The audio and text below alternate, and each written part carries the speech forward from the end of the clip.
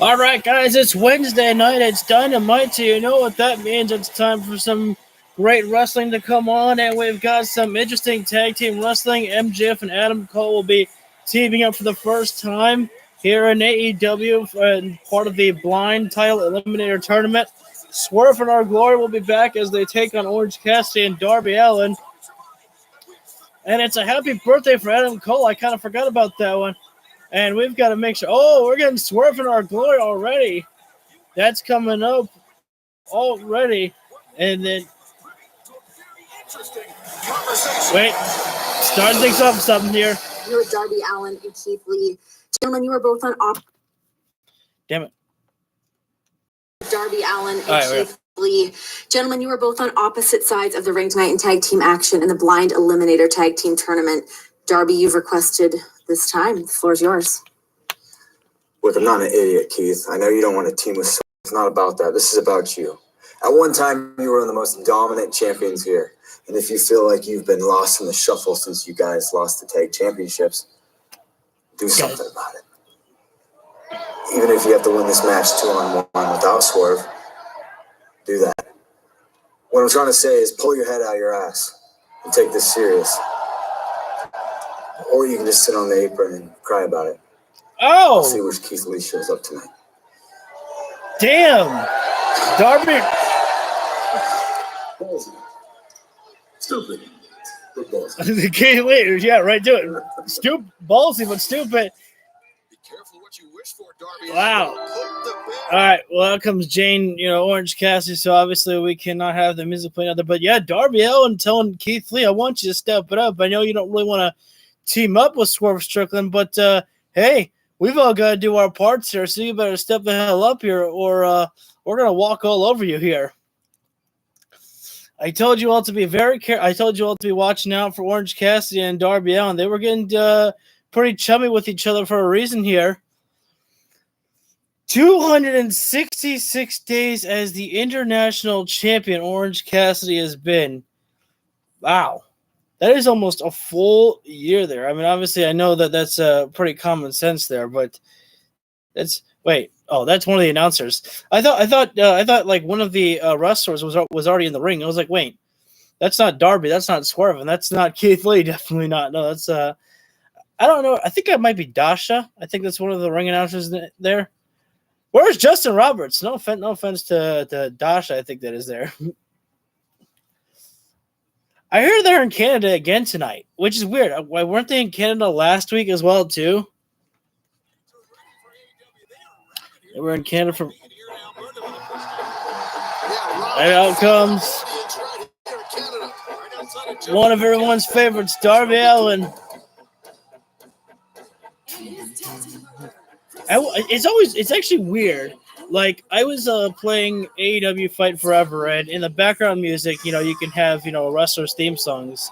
And Darby Allin's was playing, and that got me hit with a copyright, but I've never gotten a hit with whoa! Darby actually almost fell off his own skateboard coming down to the ring.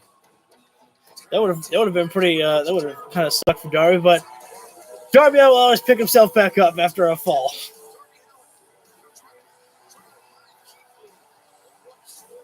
I like the lighting for Darby Allin, too. Darby looking all fierce here tonight as well. Shit. I don't know if it's just me, but Orange Cassidy is looking a little bit more ripped tonight and more beaten up. Out comes Swerve Strickland. And this is going to be a tough one because even though Swerve and Keith Lee have not been teaming up with each other in a long time, I mean, they've still been able to work well with each other in the past before, so we'll see if they can rekindle any of that chemistry that they had before just to advance themselves to the tag team title tournament. They've got to, they're showing the footage. This was from last year when Swerve did the Swerve Stomp to Keith Lee with the cinder block there. And, hey, welcome on, everybody. Just showing up that and everything. They've been building this feud for a long time. That it's kind of had a stop and start thing going on. And they really need to get that singles match going on that people have been waiting for. Oh, man. Keith Lee, baby. He's got one of the best theme songs in AEW, in my opinion, too. Big man Keith Lee and the Mogul Embassy actually standing aside on the stage there. Keith Lee eyeing down the competition right down there in Swerve's group. And, oh, wait a minute. That's actually Swerve and Keith Lee. Well, actually, they're not walking side by side with each other, but, you know, they are Swerve walking behind Keith Lee. The rest of the embassy is just moving to the back, except for Prince Nana, of course. So our opening contest again, Orange Cassidy, Darby Allin versus Swerve in Our Glory. We're already getting that one here. Well, the former Swerve in Our Glory, obviously. I like that one. Swerve was like facing towards the crowd, and Keith Lee just kind of did like a arm raised pose there, kind of with like a small yell. And Swerve was like, "What you doing?"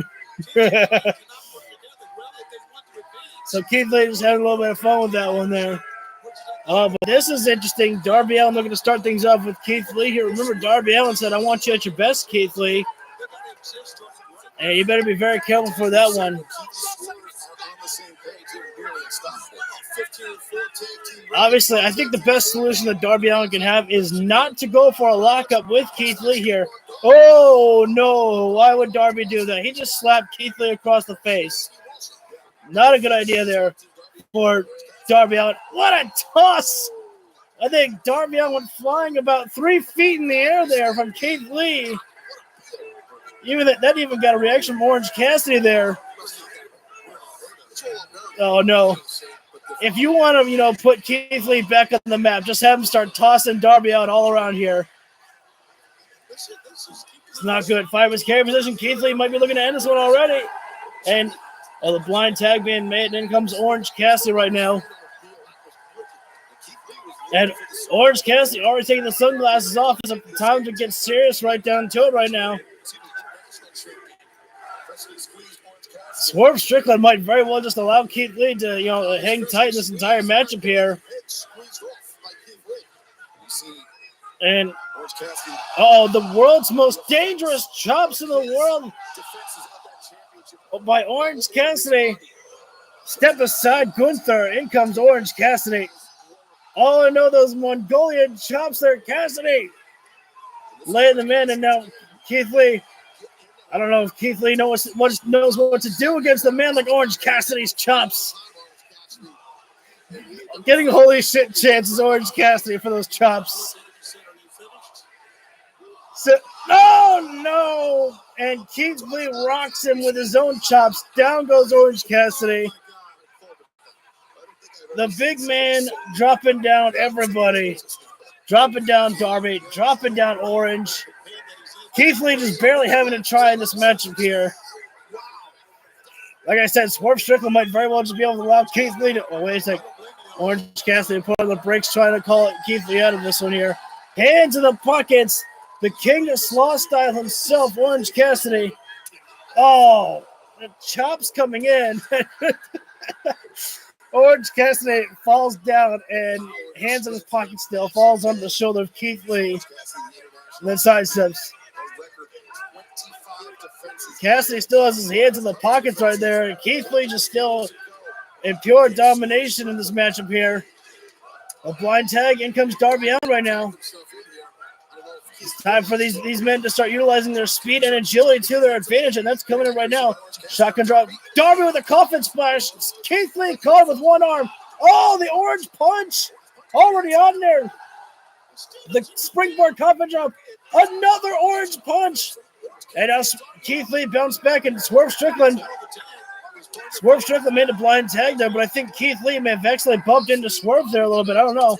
Oh, that Swerve kick there. Swerve bouncing off the body off of Keith Lee. And now in comes Darby Allin and Swerve Strickland, both on a legal man here. Arm drag there from Darby. Turn around. Darby Allin looking for the stunner there on Swerve Strickland. Swerve passes right out of it.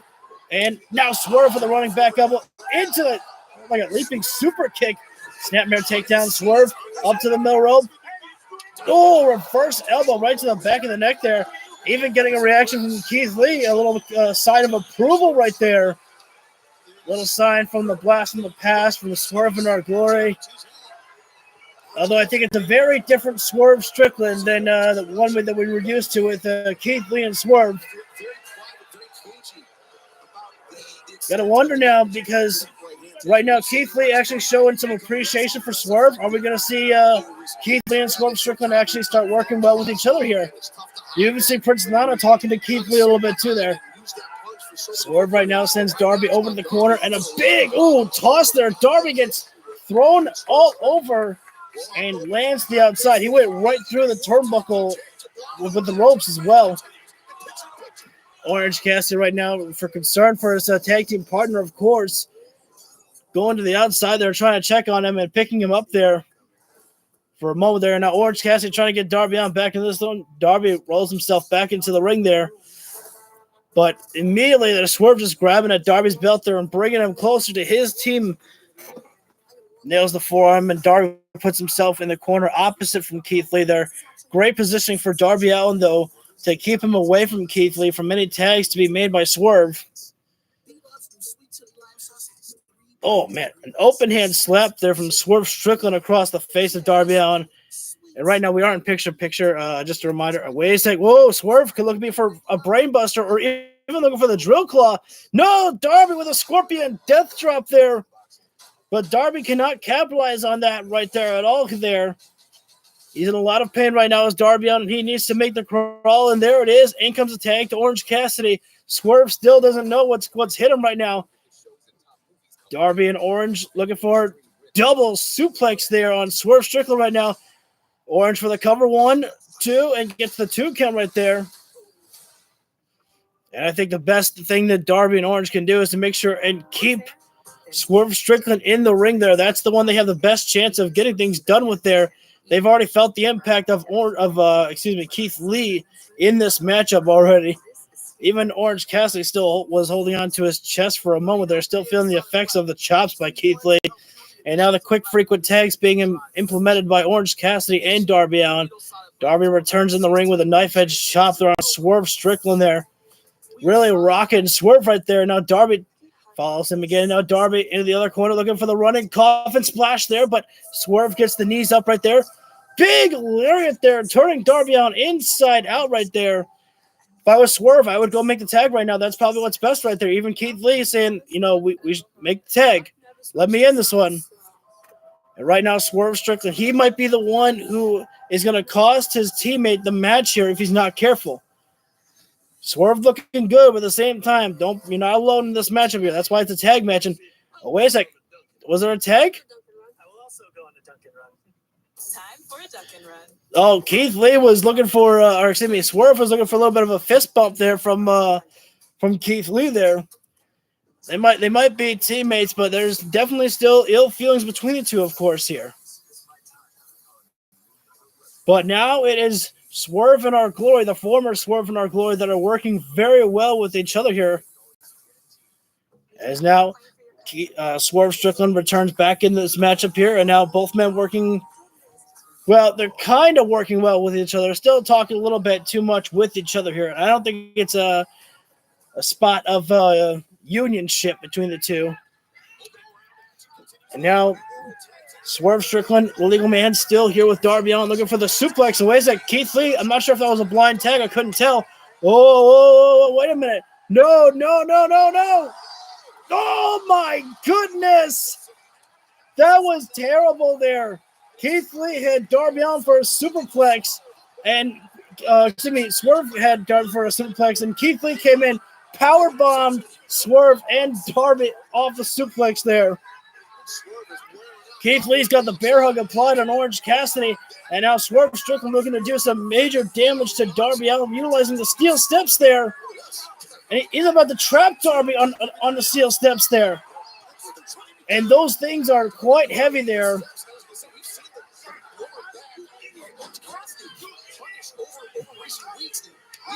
And Orange Cassidy somehow fought out of the bear hug there. I couldn't really see how they were focusing. Oh, wait a sec. Tope suicide there from Orange Cassidy, knocking Swerve Strickland around. And now Orange Cassidy realizes that Darby is, hurt underneath the steel steps there. Whoa! Keith Lee caught the hand of Orange Cassidy, the injured hand there for the... No. Oh, no. Sleeper hold applied by Orange Cassidy. They're on the outside of the floor. Everybody's like, is Keith Lee grabbing at a fan? I thought Keith Lee was about to grab at a fan and bring him in or something. Oh, God. Oh, no. Oh, no. That body mass of Keith Lee walked over the steps with Darby Allin still trapped underneath them. God. And Keith Lee is a man possessed here tonight. He is a one-man wrecking crew here. Damn, Darby's almost lost all of his face paint. I don't think that's the first time I've ever seen Darby almost lose all of his face paint in a matchup. And again, Keith Lee is taking about 2 orange punches from Cassidy already, 2 or 3 of them. Cassidy was trying for that tornado DDT, and now the Stun Dog Millionaire. But Keith Lee, the strength of this big man here, cannot be stopped. Orange trying again for the DDT there. He's trying to use all of his momentum. Stun Dog Millionaire got him that time around. And Orange is not letting go, but neither is Keith Lee. Oh, my God. You can't stop Keith Lee. Another stunner. Wait, Darby. Code Red. And Swerve, nowhere. There's Swerve. Swerve, I was going to say nowhere to be found, but there he is. And the cover being made, and Swerve. Oh, no. Accidental contact by Swerve Strickland and Keith Lee. Remember that's happened a lot of times in their matches before. And wait a sec, Swerve is laughing about that. That's not good. Orange Cassidy saw that Swerve was coming down for the 450, and he quickly got out there, making Keith Lee land on top of making Swerve land on top of Keith Lee. Big backbreaker there by Swerve Strickland. Swerve is not the legal man, though. Oh, wait a minute. Orange Cassidy trying for that spin out DDT there, and now. Oh no! Accidental contact again. Swerve and Keith Lee. We're seeing. Hey, what's up, Hassan? We're seeing the same problems that these men had before, which is what pretty much caused the split between them. Tope Suicide and Cassidy nails the DDT there in the Last Supper from Darby. Usually that always gets the job done. The Last Supper. Actually, the match just ended, bud. It was Darby Allin and Orange Cassidy there. I mean, after everything, there were so many times that Swerve and Keith Lee just did not work well with each other. Some of the mistakes that were made that we had saw from Swerve and Our Glory in the past before they broke up there. Swerve completely upset about it. I mean, if I was Swerve, I would kind of actually be happy the fact that I don't have to team with, my rival anymore. But we need to get that matchup between Swerve and Keith Lee soon, Tony Khan, singles matchup. I tell you, also with Chris Jericho tonight, I want to make sure. How was my Independence Day yesterday? Pretty good. Nice show of respect there by Keith Lee. A little bit of fist bump there from him to Darby, and now him to Orange. Hey, Orange, the open hand to a fist pump there. Orange style bump. A lot of good wrestling matches coming up here tonight. We're going to hear from John Moxley. We're going to hear from Chris Jericho. Jungle Boy Jack Perry said he would also be here tonight. At least he posted it on a tweet. Ice face paint there from the kid. Darby, Kenny Omega, Wheeler Yuta there.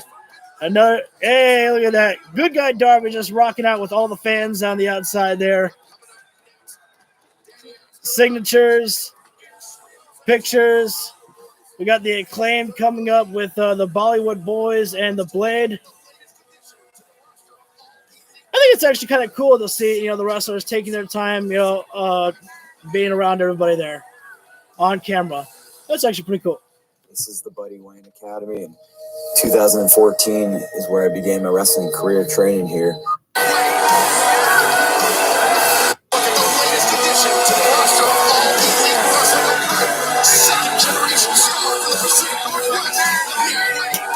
All right, Nick Way. Yeah, I thought so. This is the Buddy Wayne Academy, and 2014 is where I began my wrestling career training here. Buddy Wayne was my trainer, and Nick Wayne was his son. And at the time, Nick was like 8 years old. This little kid running around the ring with us. He was talented back then. June 17th, 2017, I was driving down the road, and I get this text message, and I look down. It says, yo, apparently Buddy Wayne passed away. And yeah, the ambulance just left his house. His heart stopped. And in that very moment, I had this out-of-body experience where I just started punching the window, punching the steering wheel. And in the moment I composed myself, the first thing I thought was, what is Nick Wayne going to do? And I made a pact with myself that day, and I said, I'm going to watch over him. He doesn't need it. He's tough. And I'm going to make sure he gets everything he's ever wanted in his life. This, my friend, is the AEW contract. I went up to Tony Khan and said, yo, Tony, have you seen Nick Wayne wrestle? This kid needs to be in AEW. Oh! And I'm not asking you to sign him as, sympathy or please hire my 16-year-old friend. That's not what this is about. He's that good. So at age 16, I offered Nick Wayne a contract. And now he's turned 18. Do I think Nick Wayne is ready for all this? Yeah, absolutely. Nick Wayne is ready for all this. It's literally just up to him to show the world now.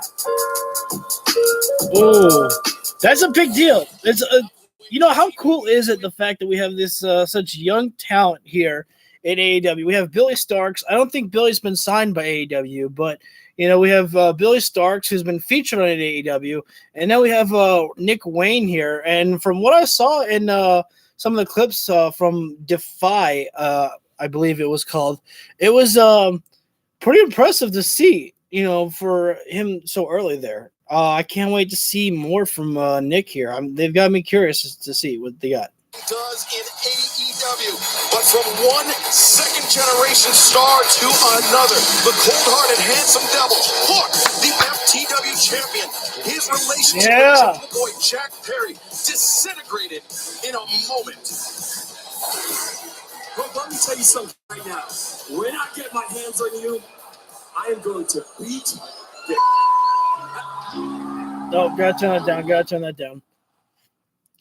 Jack Perry won me over actually last week. I've told you before that I'm not really sure how, I love Jack in the ring there, but I just never really got behind what his character is supposed to be. He just kind of bored me there, but he actually won me over last week, and I cannot wait to see more from Jack Perry actually, which is great. This is Jungle Boy Jack Perry's car just arriving. Throw away the Jungle Boy part. Has alerted us, so we need to talk to him about what happened, not only at Forbidden Door, but what happened a week ago. Jack, what did the work go? What's going on? Last week was absolutely ridiculous. I'm not some thug from New York. Hook, if you want to handle this, we're going to do it inside a ring, like professionals. And that's why I'm going to Tony's office right now to demand an FTW title match. Whoa, here. Oh, yeah, get him, Hook! Hook right now just laying it in on Jack Perry. Get in the car, Hook! Get in the car!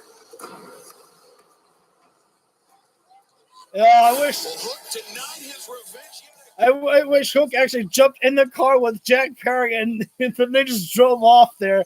That would have been fucking great. I don't know if people would have been like, oh, that's so damn stupid. Why would they continue beating each other up in the car while the driver drives off? But I don't know. I think to me that would have been pretty damn funny and pretty cool. And Trios action, the Acclaim coming up next here. And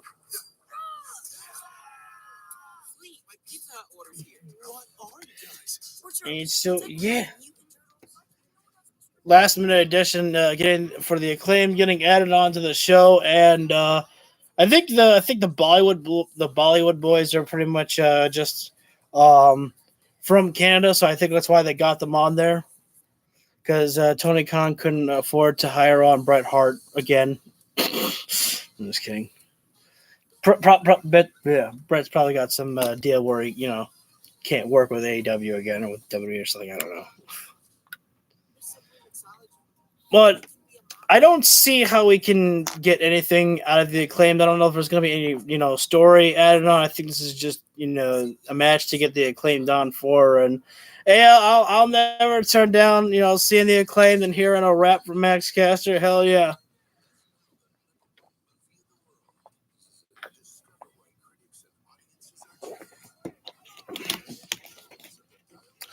Always fun to hear what Max Caster will have up for us. I'll say it was very fun. I don't know if I got to tell my story about my first edition of being at the debut episode of Collision, but to hear the Acclaimed live was pretty damn cool, and to throw up the scissors with my dad was actually pretty cool there too. It was a scissors handshake. It was very fun there. I like seeing him let loose a little bit like that.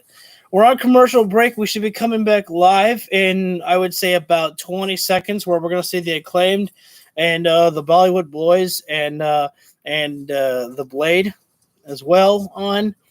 I'm expecting this to be maybe about a 5-minute match at most. I don't think this is going to go on too long.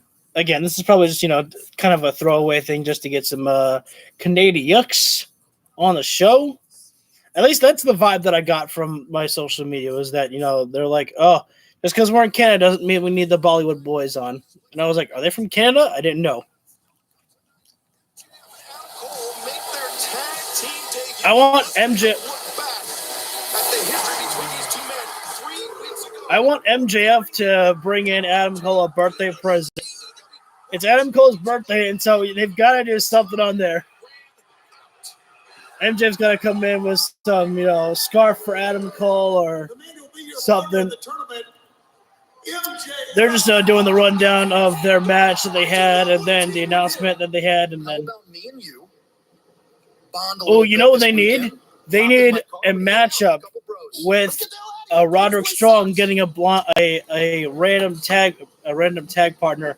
Adam Cole and MJF have to face Roderick Strong and somebody else. Maybe Kyle O'Reilly if O'Reilly's ready. I know that working out is exactly his thing. You know how much I love Cole, but I've been waiting here for ever. It's absolutely ridiculous. Oh God! Max, where you been? I've been here doing cardio for an hour. Let's go. Come on. Oh, hey man, where's the Better Than You Baby shirt? Oh, left it at home, maybe. Left it at home. Does MJF have it? Hey, dude, I just wanted to say thanks for coming for this big bro sessione in the Ignacio. Sure thing, Max. Hell yeah. You got me on the spot, right, brother? Yep, sure do. This is going to be a good one. Let's go, Max. You got this. Here we go, baby. Yeah, rip it out. That's it. Thanks for spotting me, bro. Yeah, man. No problem. He's a bet.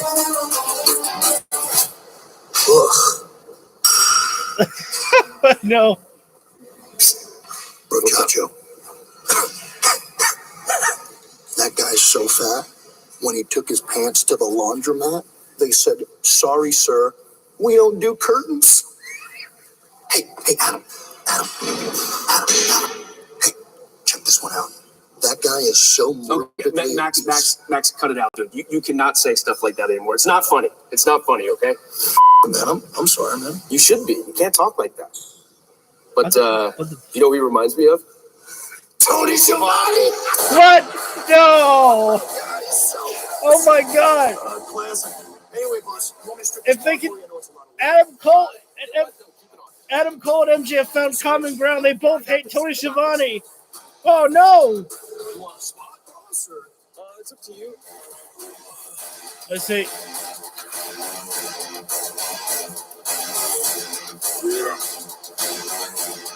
Adam Cole.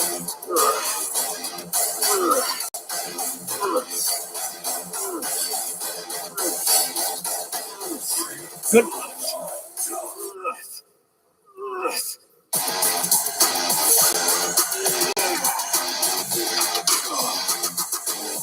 Okay, how is this this other big boy?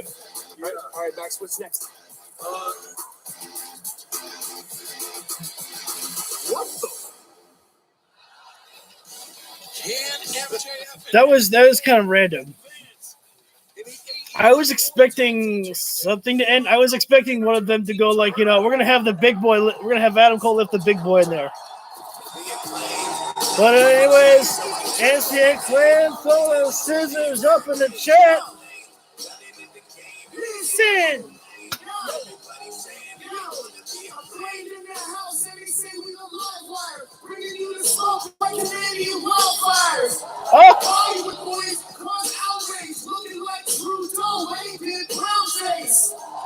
And I just gotta say this, you look like two bitches that are dominatrix. It's the illest in the game. In Edmonton, everybody loves the Acclaims. Pretty good, but everybody Max. That's a bit. It feels like there's a little bit of an echo on the microphone, but not annoying.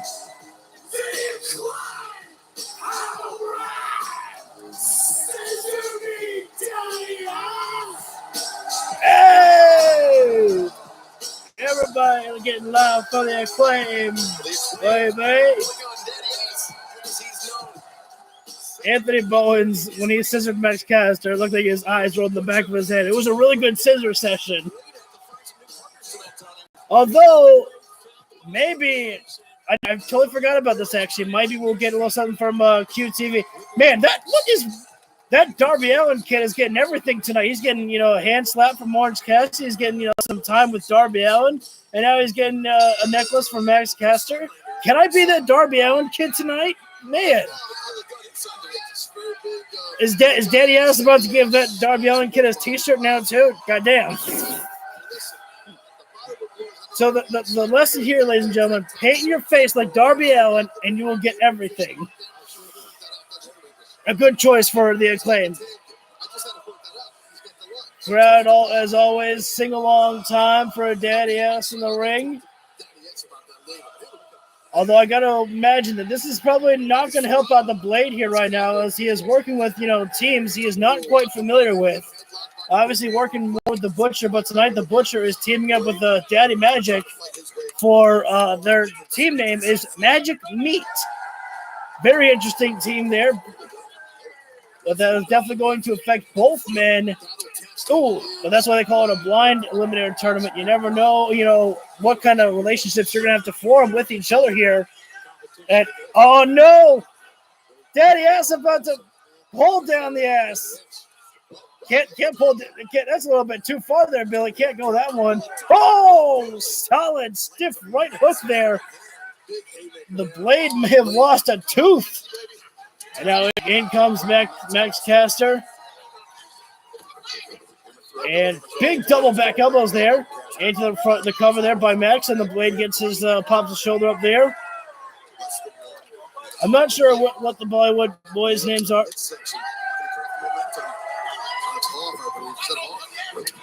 Nope. Back by drop. But Scoop Slam. I was trying to be quiet a little bit so I could listen for their names, but Excalibur refused to answer Taz's question. Uh-oh. Oh no, we're about to have another scissor session here. Little Scissor Meat Timbers coming in. Big time drop there. And I think we're about to have a threesome. Hey, welcome in, everybody. We're about to have a three-way scissor session, and there it is. Good. Oh, I like that. A scissor party there. I don't think I've ever heard that one before. Oh, no, the Blade dropping down Max Caster as we're about to go into picture-in-picture break right now. And that small session that the Acclaim had with each other right there allowed the Blade to come right in there and put a stop to it all. And now the opposite team has everything. Oh, nice diving back elbow there from one half of the Bollywood boys. I might say just I was going to say, I might just say the boys, but that would reference Dalton Castle and the boys then. So I can't say that one there. X-Caster right now trying to get some distance right now, but the Bollywoods keeping the aggression on Max Caster right now. So definitely proving me wrong. This is not going to be a 5-minute. Oh, both men laying kicks in at the same time there. I apologize that I might not be able to get the Bollywood boys' individual names. I try to make sure to look out for their names to, give them some respect in the matchup here. But the Blade right now, in with Max Caster right now, and now the tag made to one half of the Bollywoods. Coming in right now, looking for a double axe right onto the, might have been the shoulder blade. I'm not really sure. I couldn't really tell from that camera angle right there. Max Caster trying to reach out for Daddy Ass there, but it would not be a legal tag as Daddy's a little bit too far away from there. Double suplex there, and Max Caster right now being absolutely punished in this matchup here. And now the Bollywoods. Oh no, the leg dance. Hey, Simon, what's up, buddy? I couldn't tell if that was my dogs just running around up there or if that was the thunder outside because it's raining outside. But now a headlock applied there by one of the Bollywoods. But now Max Caster trying to fight up, but now great positioning there from the opposite team right there of the Blade and the Bollywoods. I guess I should have given them more credit there. They're working actually quite well with each other, despite not really, teaming up with each other ever really. No, it's not dark outside really. I mean, it's a little bit dark because of the rain, but other than that, not too bad. But the Blade right now has almost like a version of the sleeper hold applied on Max Caster right now. I say almost a version of it because it's not fully trapped around. Around the neck of Max Caster, more around like, the chin of it. Also, you might hear some like, notification noises on my my iPad, just so you know, because I've been getting a lot of notifications on Twitter as of late, which I'd like to give myself a small shout out, if you will. You can follow me on Twitter at @heel_Lucas. Just if you want to chat with me on there, only because I've been very, very vocal on there, and I've been getting a lot of notifications there, which is pretty cool. I like to chat with everybody on Twitter. But we are back live right now, and in comes the tag. And Anthony Bowens, who's coming in hot right now. Bowens now dropping down everybody left and right, dropping down the Bollywood boys and the Blade. Blade backs up, and only to get caught by Bowens. Supersized, super kick. And now one of the Bollywoods in for the roll-up there on Anthony. Almost had him right there. Soul kick right to the stomach. And now Bowens rebounds off the ropes. Tora Crusher. And the Acclaim feeling it right now. Wait a second. Daddy Ass looking for the tag right there. I think we might be in for a little bit of perhaps a famous circle. Wait a second. Daddy Ass looking for the one and only finish there. And now it looks like it might be time for a mic drop perhaps. Max Caster to the very top. Boom!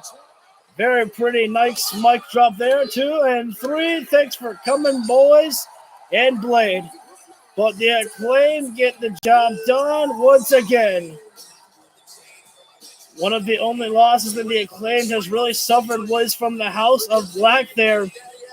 One day, could we see a round 2 and a different outcome?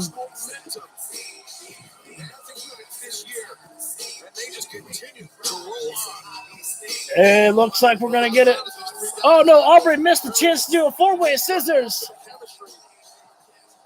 It's coming. Get your scissors ready. We're about to see an explosion here at any given moment. Oh, come on in, hot. Yeah. Oh, no. Wait. Oh, yeah. I'm sorry, boys. Did I interrupt your little scissor party? You know what? It's only fair after the rude interruption that I received when I tried to show the world my talented rap abilities. But as you know what happened next, you guys got your asses beat, just as you deserved. But speaking of deserving, it is only fair that now I get what I deserve. So I made you a little video. And come next Wednesday, I'm going to be able to show the world exactly what real talent is. Because Harley Cameron, Miss Money on the mic, is the most talented musician on this entire roster. And soon you'll realize it, and you'll be peanut butter and jealous. See you there, Bowens. The camera still with her eyes set on Anthony Bowens, and yeah, I don't know. He's got a video for us next week. Wait. There's going to be a response to that, I don't know. I got something for her, and it only comes in 2 words. Suck it! That's all Billy needs. All right, then.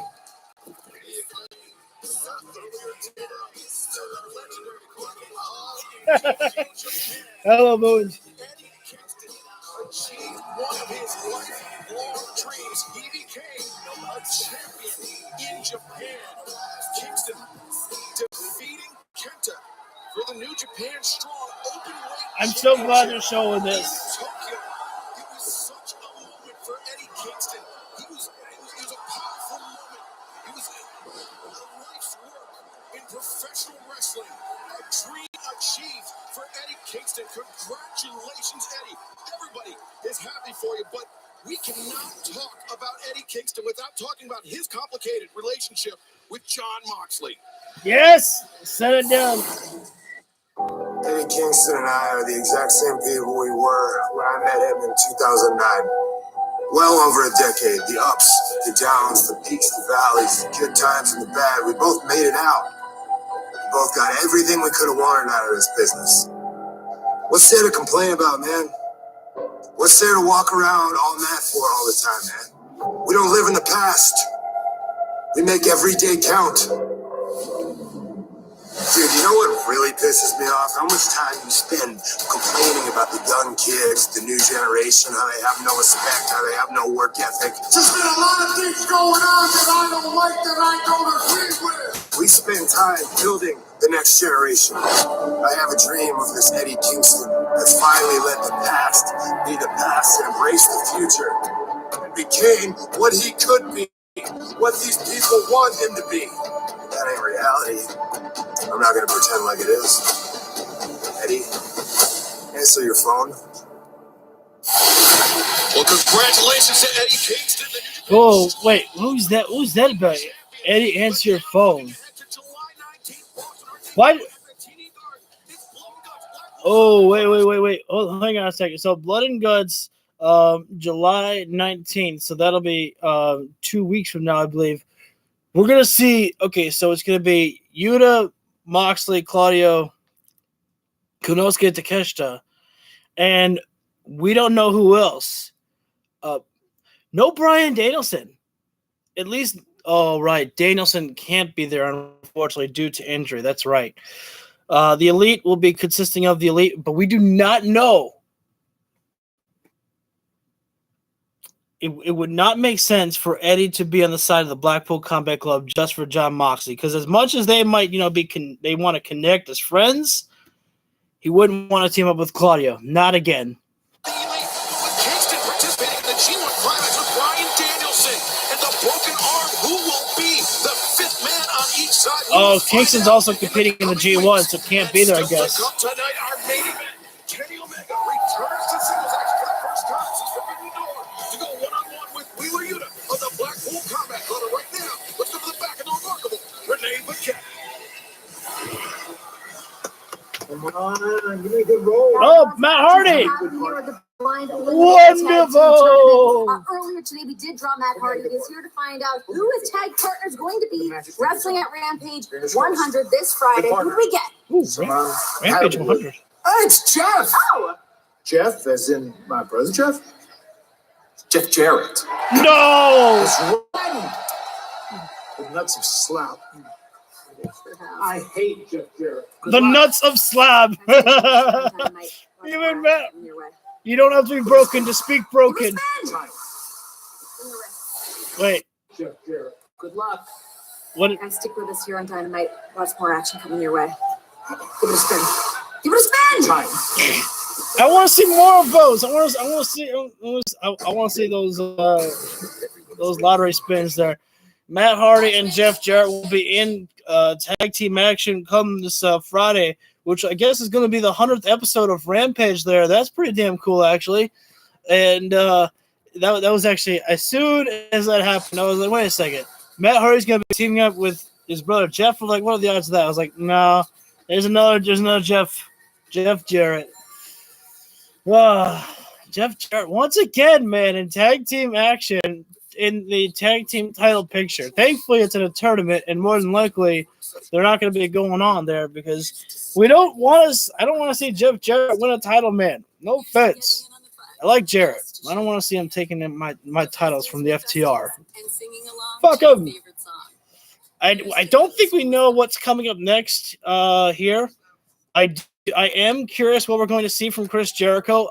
If it was me, what you need to do is everyone knows what's coming. You know that the split with Jericho and Sammy Guevara is coming soon for them to try to, push Sammy as a babyface. But before we can get there, I think you need to rebuild Chris Jericho a little bit. Give him some wins because a lot of times Jericho has just been losing to Adam Cole, to Sting. It's not really good. What does it mean if Sammy Guevara just beats a guy who has just been constantly losing? No offense. I love Jericho. I really do. But, what's that accomplishment? Just because of Jericho's past, Sammy Guevara it's different. It's action Andretti. We never thought we were going to see that happen with Andretti and Jericho by Andretti beating him. We didn't think that was going to happen. But Sammy Guevara, we pretty much know that more than likely he's going to beat Chris Jericho. But you still want it to be a good victory by, beating Jericho when he is actually at a hot level right now. Right now, Jericho, if I'm being honest, again, no disrespect to Jericho, it's kind of at a cold level. You got to start, giving him some wins on Dynamite. That's at least what I would do. So we're back live. Make it a repeat of what happened at Double or Nothing in Anarchy in the Arena. Kenny Omega, the cleaner, the best bout machine, a man whose reputation precedes him, a man who everyone thinks is going to walk through me tonight. Kenny, you're not the favorite going into this match. I'm the favorite. You are battered, you are broken, you are bruised, and I pinned you. And Wheeler, you got another screwdriver! Kenny Omega's going to be done here, guys! I pinned Kenny Omega. I already beat you. But now, this isn't about beating you, Kenny. This is about ending you. Blood and Guts isn't going to be this classic match. It's going to be a massacre and a surrender because you will already be one man down. I will have already decided this for you, for the BCC.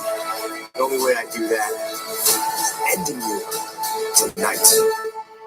How cool is it that we've seen how much we've seen Wheeler Yuta elevate from where we first saw him?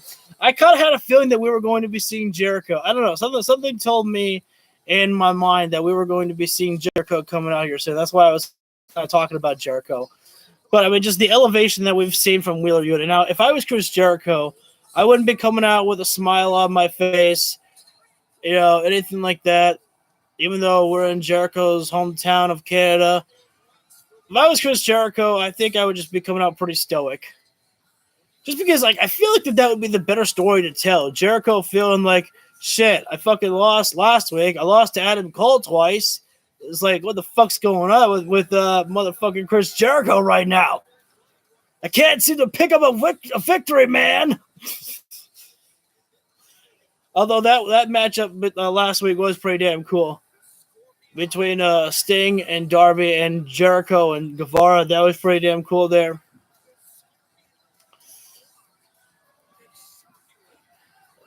Almost looks like Jericho's got his hair flowing in the wind a little bit for a moment there. Even though they're not outside or anything. I like that Jericho. I like that jacket on Jericho.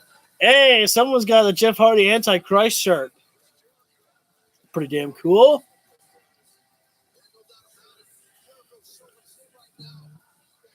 Hopefully,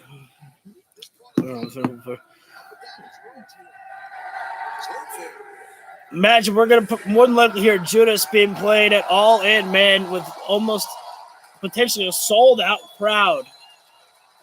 Who knows? It's 75,000 people already sold for All In. Who knows if we're gonna sell out when we get the matches announced? Crowd coming alive right now, though. I mean, I can't blame Jericho for getting a smile. You guys are loud here tonight. Jericho kind of baby facing it up right now here, hamming it up right now. But it's a little bit bittersweet for me here. Fans going wild for Jericho, baby.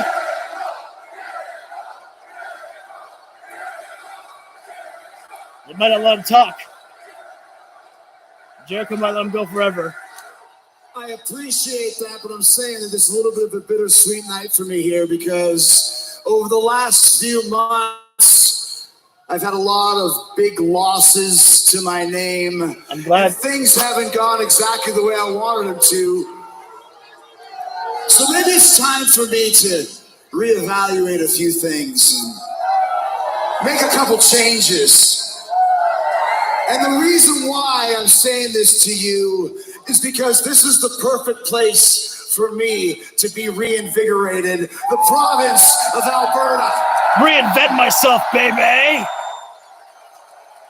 I'm glad Jericho's acknowledging about some losses. This is where I started my pro wrestling career.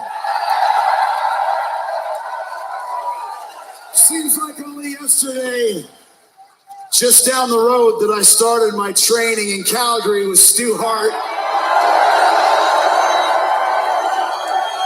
You're seriously booing Stu Hart? They're saying But it was all across Alberta. I even had my first match just an hour from here in Ponoka, Alberta.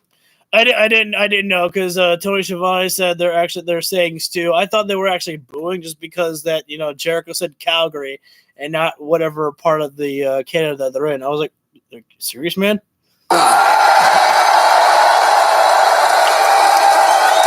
It was Alberta, I think. So I got here a couple days early this week. I got in a car. I drove up and down the 2 highway. I drove past Balzac and Olds and Rimby and Drumheller. Balzac. And I remembered what it was like when I first started wrestling. The passion, the fire, when wrestling was everything to me. This feels like a little bit of And Y2J. it reminded me and made me remember that wrestling still is everything to me. Jericho never lost the passion, baby. So yeah, Alberta is the place where I now feel invigorated. I feel resurrected. It's time to become a better Chris Jericho. Maybe even become the best version of Chris Jericho ever! Wait a minute.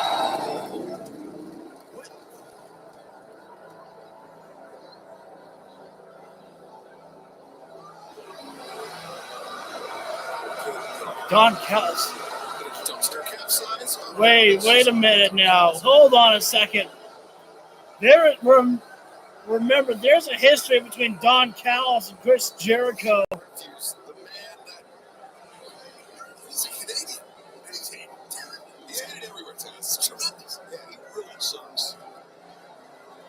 I totally forgot. I was like, what the hell is that theme song? But I forgot Don Callis' Kenosha's theme. And Don Callis hated it even in Canada, his hometown.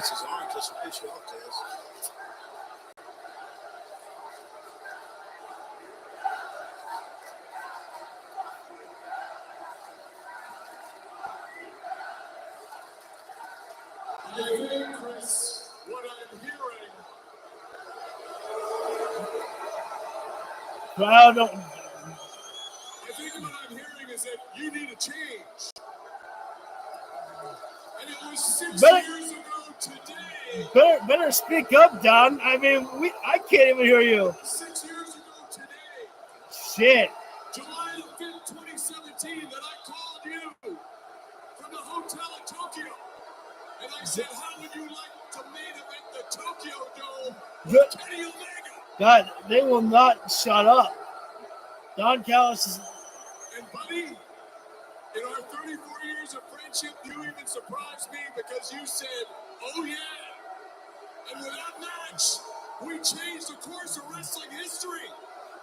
Without that match, none of these people are here. Without that match, I don't think Chris Jericho is here right now without my idea. I just want you to know they're not piping in any crowd noise for Don Callis at all. Sorry, it was kind of hard for me to hear what you were saying with all these boos here tonight. Jericho's kind of baby-facing up here. I could say the same thing about you because it was 8 years ago in 2015 when you were in the middle of your very successful international business career, but I knew deep down inside you were miserable. You wanted to be back in the pro wrestling business. I helped you get back into the pro wrestling business. I helped you get into AEW, and now look at you. You're bigger and more powerful than you've ever been in pro wrestling. So if it wasn't for me, you might not even be here. Egos on these two.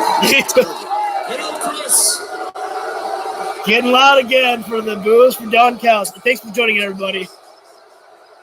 As with most things in our 34-year friendship, Good. you and I are in agreement. What's up? I agree that when Don Callis and Chris Jericho get together, we make history. But as you know, I recently was betrayed by a coward punk named Kenny Omega. So I got to build a new family because Kenny destroyed my family. And my new family is going to be based on trust.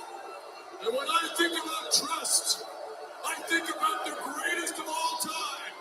When I think about trust, I think about the man who beat Kenny Omega right here in All Elite Wrestling. And when I think about trust, I think about my best friend of 34 years. I think about Chris Jericho. Didn't Jericho hit, Don Callis with the code breaker in Japan, though, when he attacked Kenny Omega? I'm pretty sure he did. So if you're ready, Chris, to change history one more time, then I am here to formally ask you one question. He's already got a stable. Will you join the Don Callis family? I've already got a stable, you stupid idiot. It's called the Jericho Appreciation Society, you dummy. You're seriously asking me to join the Don Callis family? You're asking me to join your faction? Chris Jericho doesn't join factions. Chris Jericho creates them. Yeah.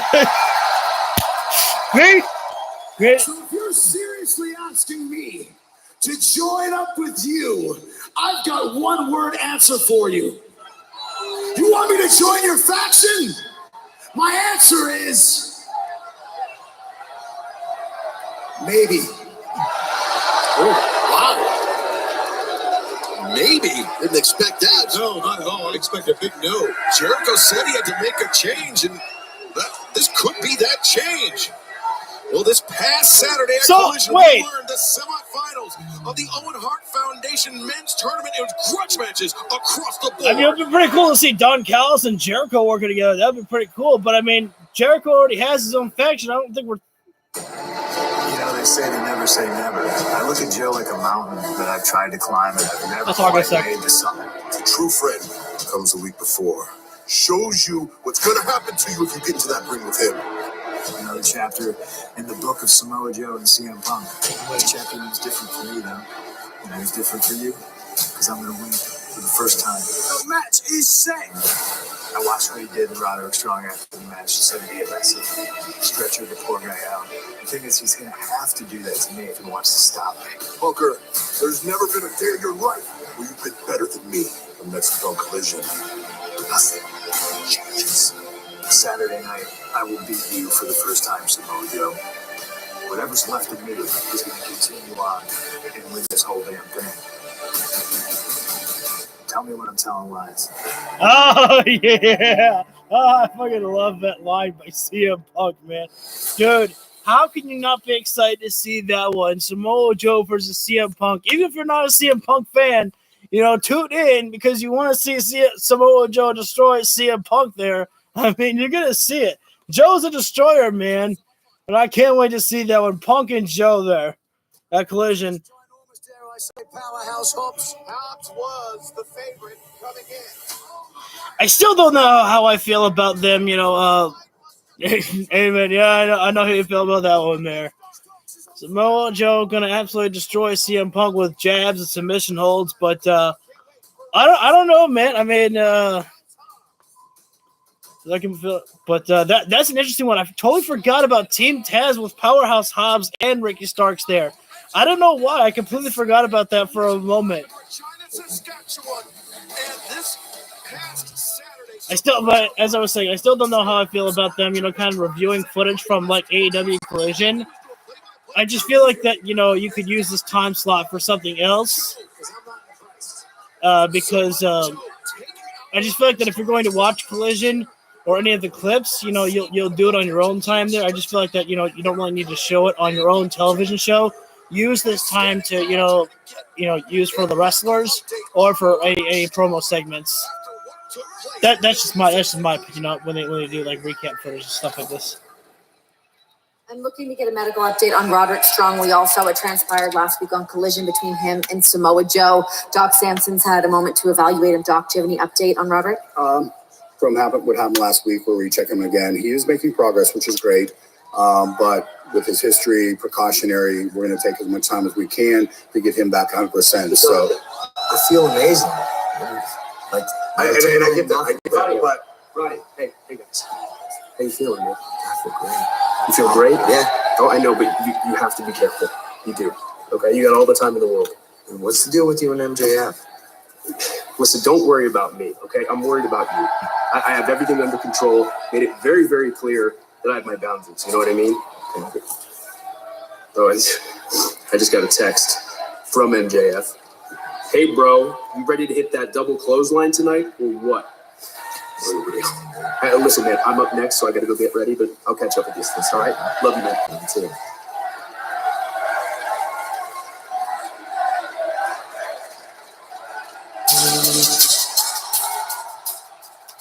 I'm wondering. I'm very curious to see about the next levels of this MJF Adam Cole feud as well with Roderick Strong in there. Do we see Kyle O'Reilly come back soon? I don't know. Or maybe I'm just hoping too much. Oh, wait a minute. MJF cutting the music. MJF trying to be very nice and allow Adam Cole to get his time in.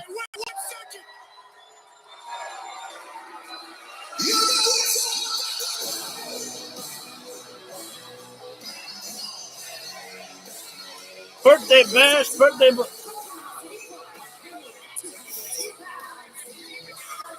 man, Adam Cole MJF trying to go for a hug there with MJF MJF trying to go for a hug with Adam Cole. Adam Cole having none of it. MJF is actually slapping hands with fans. What the fuck?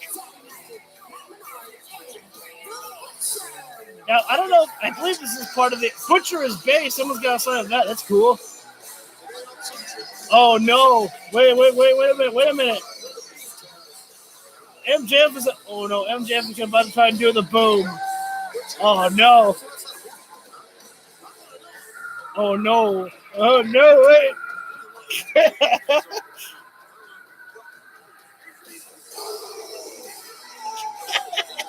Is he about to do the whole Adam? MJF's about to do it all with him, isn't he? Yes. Oh, do it, Max. Do it.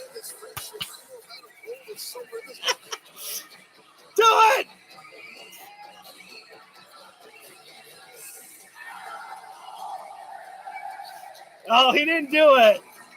I was waiting for MJF to do the MJF baby or something like that in there. He didn't do it. Hey, but actually another rare sight here to see MJF again competing in action on live television here, folks. We saw MJF on Collision there with competing in his matchup and then also competing against Ethan Page as well, too. MJF trying to ask Adam Cole, where's your shirt, pal? You're forgetting again. Oh, no. And they let in MJF's distraction there, unfortunately costing him there. Imagine how bad it would be for MJF to lose this matchup here. The champion being pinned. And that's going to be cool to see. Rampage 100, man. That's a celebration. All right, now, Daddy Magic right now in there with MJF. There's stiff forearm there from Daddy Magic. But MJF just completely no-selling this right now. Oh, wait a second. Oh, no! Hey, fight fire with a man who can fight fire with you. Daddy Magic going right for the eyes of MJF right there. And, oh, MJF there. Actually, a little bit. Oh, I was about to say MJF a little bit wrestling like a babyface, but nope. Right to the eyes there. Again, like I always say, fight fire with fire. If one man's going to go for it, you go right for it too. And now MJF with the abdominal stretch there. Close proximity there with Adam Cole. Perhaps looking for a tag there. But, yeah, there he is. Looking for the tag right there. And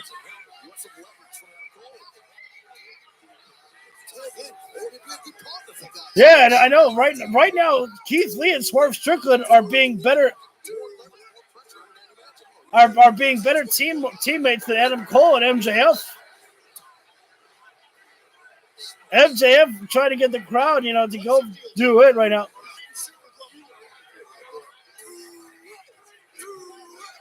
Right now, trying to get the crowd to come alive with a do it chance. They really want to see Adam Cole, baby. And there it is. Oh, wait a sec. Blind tag there, but I guess it's not a tag there. I don't know. It looked like he was grabbing the tag there. I thought any hand-on-hand contact there was a tag, but apparently not. And Daddy Magic now fought right off the abdominal stretch there. Head first goes MJF into the turnbuckle pad. And this is not very good for Adam Cole right now. He's putting his own selfish needs ahead here right now over this winning this match here right now, because now it's in territory for the Butcher and Daddy Magic. Oh, and now the Butcher right now slugging it out right now on MJF there blindly. Oh, wait a minute. Daddy Magic shouldn't have done that with a sneak attack on Adam Cole right there. And that's only going to anger Adam Cole to actually want to get involved in this matchup here. And now it's Meat Magic here. The Butcher in right now. We're about to go into picture-in-picture break right now here. And again, think about what this does for anybody who is battling the champion MJF right now. Getting a win over him, whether it be in tag team action, I mean, that's got to send a strong message to the fact that you pinned or submitted the world champion itself there. Again, can't count out the champion right now, but it's not looking like Adam Cole has any incentive to get in this matchup at all here right now. I think Adam Cole might be just enjoying watching MJF suffer a little bit. Got to wonder if Adam Cole is still feeling a little bit salty at the fact that he nearly had MJF beat in that title eliminator matchup there, and he wanted 5 more minutes there with the champion, and MJF just completely walked out on it. Oh, wait a second now. Actually, MJF reaching over for the tag there, and Adam Cole himself is actually trying to stretch out the arm there. And actually, now Adam Cole actually slapping on the top turnbuckle pad there, looking like he's actually trying to get the crowd all riled up and fired up for that tag there. We'll see if Adam Cole is actually being sincere about it or if he's just trying to tease MJF again. But whether Adam Cole is being honest about it or not doesn't matter, as Daddy Magic pulling down MJF once again. And we still have our main event, Kenny Omega and Wheeler Yuta, as well as our Owen Hart Cup matchup with the women, with Dr. Britt Baker, DMD, and Ruby Soho. Is tonight the night we get Jamie Hayter back? I don't know how serious Jamie's injury is. I'm hoping she'll be back soon. But let's keep focused on this matchup here. Now the Butcher returns in the ring here. That is a man that you wouldn't want to be in the ring with. The Butcher, explosive as ever. And again, we wouldn't expect this from a team that, have not worked with each other before in Daddy Magic and the Butcher, but they are working quite well with each other. And now, just dropping the knee down across the face goes the Butcher, dropping right down on the face of the champion, MJF there. Now it looks like the Butcher could be setting MJF for an abdominal stretch of his own there. Yes, he is there. Pancake tacos at IHOP. Okay. That sounds pretty tasty. Anyways, wait a second. Look how close this is. The Butcher has the abdominal stretch on MJF there. And actually close proximity there with Daddy Magic in place there. So we might actually be able to see a little bit of the tag team abdominal stretch working with each other.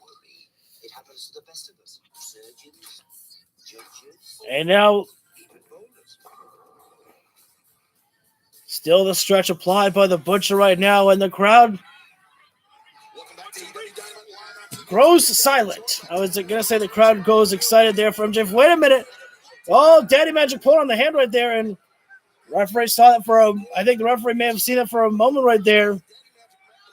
Again, the Butcher and Daddy Magic working extremely well with each other. Oh, referee catching that one there from Daddy Magic, and referee's telling him, stay in your corner. Oh, wait a second. Wait a minute now.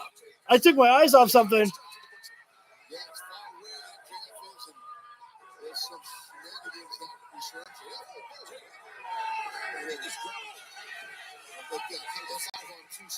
MJF grabbed at the Butcher's meatballs. Get it? And that was behind the referee's back there. And now another abdominal stretch here. The abdominal stretch has been really one of the best submission holds tonight for this matchup here. MJF is literally screaming, Adam Cole, help me. Help me, Adam Cole. You're my only hope.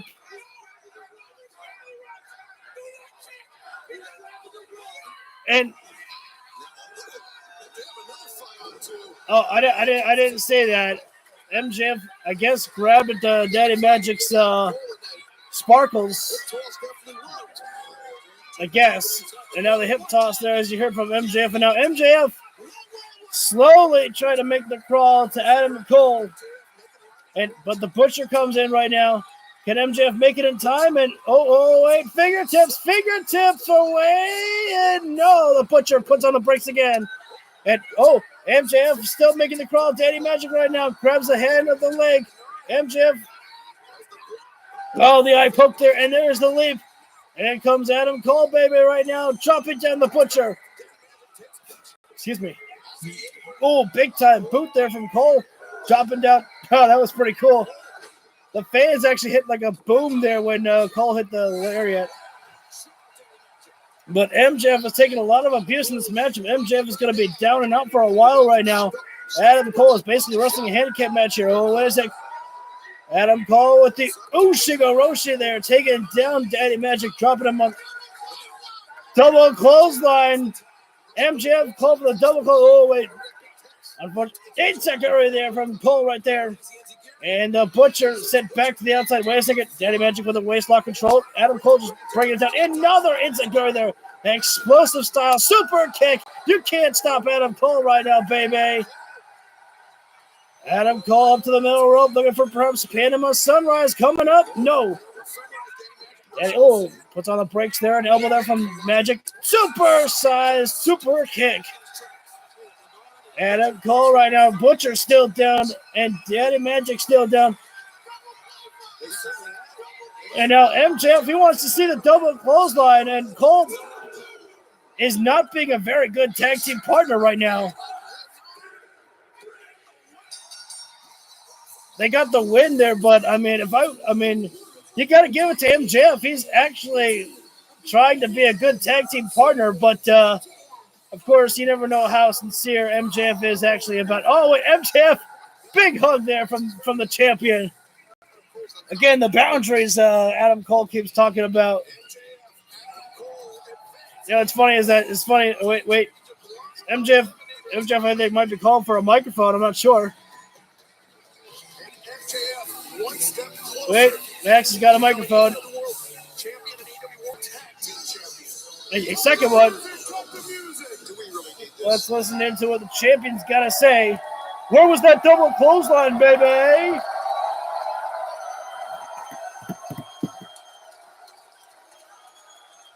Loving the pacing of the show tonight. I'm loving this.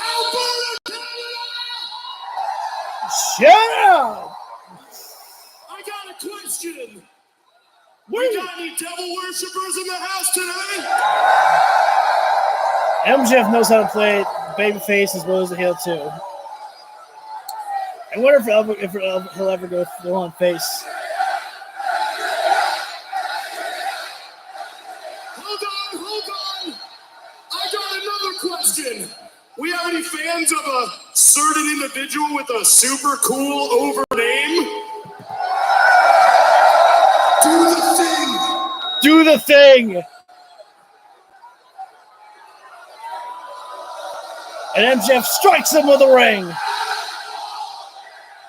That's good. He didn't do it. Because we're better than you, baby.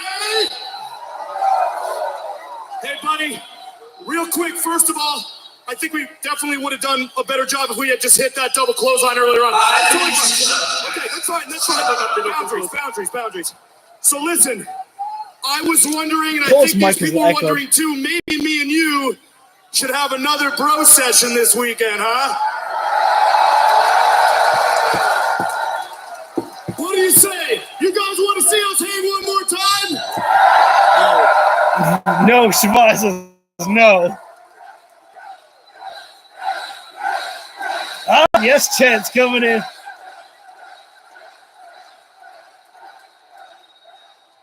Sure, Max, why not? Yes! Okay, awesome. Wait, buddy. I had one more thing I needed to tell you. Let me just put my title down for this. Stop playing the video games. Happy birthday! Hey, there it is. Hey! The streamers come out. Happy birthday! I was hoping they were. Let's go! Bring it on! MJF is covered in streamers. Here we go! Oh, Yes, they got cake, they got balloons, they got everything for I was hoping they were going to acknowledge this for Adam Cole's birthday party.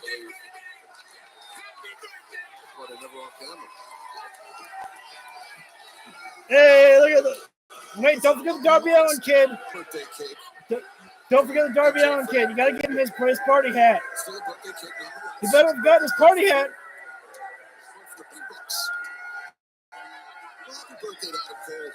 They're wearing those balloon party hats there. Cole celebrating his birthday. Go!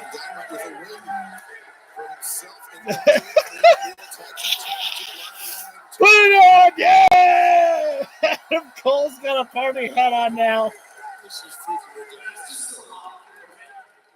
Listen, today is all about you, okay, buddy? We're here to celebrate you.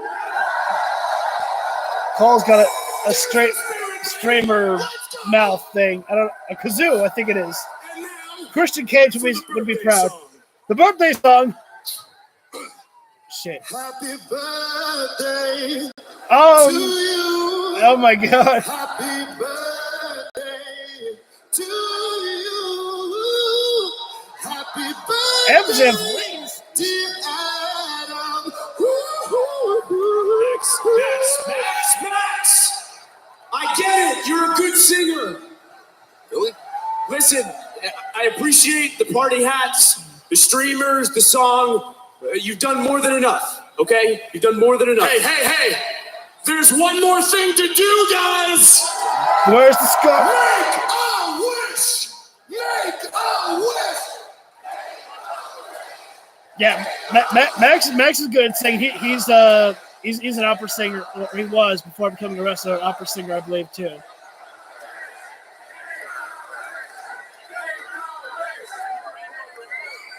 I want a shot at the world title.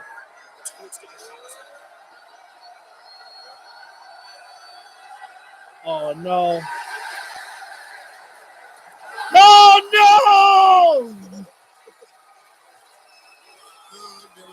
Oh, no! No! MJ.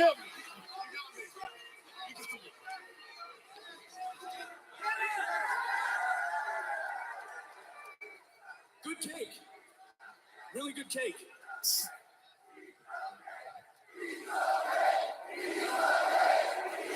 I don't know if they're saying eat the cake or piece of cake. Max, listen to me. And I swear to God, I mean this with all sincerity. It was really nice of you to do all this for my birthday. So, Max, thank you, my friend. Oh, no! Cole said, my friend, and no boundaries. Cole might mean it.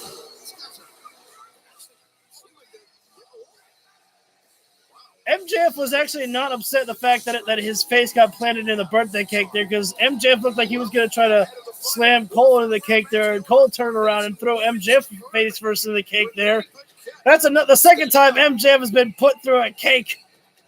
First, it was for missed you in action last week due to illness, but tonight you will be facing Ruby Soho in the first round of the Owen Hart Foundation tournament. Ruby had some choice words for you last week, though. What's your reaction to that?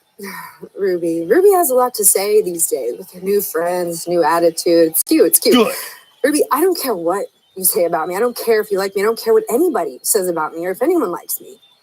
But you lied last week to everyone.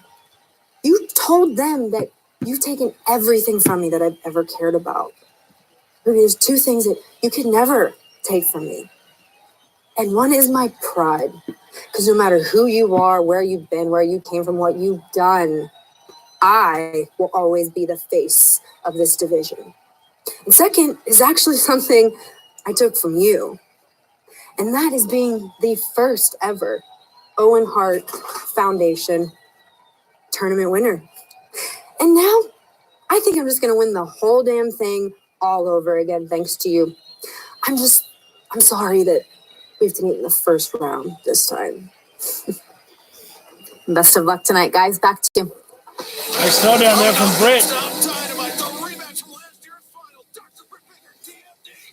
I'm telling you, I'm loving the pacing of tonight's show, guys. It's been pretty just fast, and I think that's like the best pacing of a show is when everything is just kind of moving fast. It doesn't feel like it's dragging at all. Everything has just been moving at a nice pacing in the show tonight. I think that's I think it's just one of the best compliments. One of the best compliments that you can give a show is just like, man, I'm just loving the pacing of the show and just how it's kind of playing out. We're gonna see Dr. Britt Baker, DMD, and Ruby Soho next in the Owen Hart Cup, the first round. Last week they were supposed to wrestle each other, but thanks to Adam Cole, he got Dr. Britt Baker sick. That bastard turned heel on us again. I'm just kidding. But actually, Adam Cole he entered as a baby face, but immediately turned heel. So, but anyways, I don't know what I'm talking about.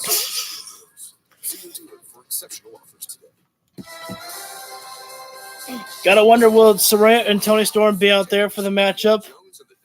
I think they should. Saraya should always be here. More Saraya is always better, in my opinion. And then, of course, Britt Baker should always bring backup. The smart thing is always bring out, people who have had your back against people that are trying to take you out. That's smart wrestling. Simply mixology. And then we have our main event with Kenny Omega and Wheeler Yuta as well, too. Don Callis is on the show. We know that. We saw trying to recruit Chris Jericho to join the Don Callis family, which Jericho said I might join, which is a little bit interesting, but at the same time I'm kind of confused by, because what does that mean for the Jericho Appreciation Society? They at least had the Inner Circle break up. They did that. But you got to do the same thing for the JAS. If you're going to break up the group, you got to break them up somehow. Unless, Don Callis is just going to have a super family. He's going to recruit people and the Jericho Appreciation Society. Except when Sammy Guevara turns on Jericho, because that should still happen. Even though I don't think you turned – I don't know if you turned Sammy Guevara babyface, because, Sammy Guevara, I feel like the fans don't really know where to be with him. Chris Jericho, oh, shit! We're all looking for a little further explanation on you maybe Never mind. joining the Don Callis family. Chris, what was that? You said maybe? we're supposed to be your family, okay? Chris, we need you. We need you, okay? What do you mean? Listen, you're still my family, guys. I mean, maybe. Does maybe mean? Does it mean yes? Does it mean no? Besides, you can't always be under my wing forever. You guys need to branch out for yourselves at some point and do great things without me leading you. Actually, guys, that being said, we've been doing the draws all day to find out who the tag teams are in the Blind Eliminator tournament, and you two are teaming up together. This is perfect. This is the perfect opportunity to prove to me what I'm saying. Go win this tournament. Go become the AEW Tag Team Champions on your own without me. Show me who can be the leader here. Like I said, you can't be with me forever. Okay, think about that.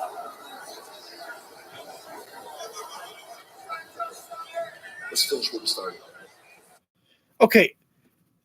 I like that, but at the same time, if I was Daniel Garcia or Sammy Guevara, I'd be talking to the rest of the Jericho Appreciation Society, and I'd be saying, this motherfucker just said that, we can't rely on him forever.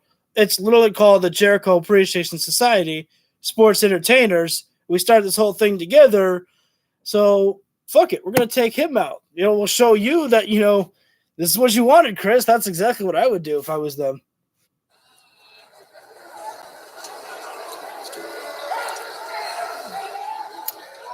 Wow, luck of the draw for Daniel Garcia. Interesting. Interesting to say, though. And now it's time for women's action in our semi-main event here. Dr. Britt Baker, DMD, comes down. Oh, I like the fact that she's bringing up the Owen Hart Cup Tournament Championship down there. I figured she would.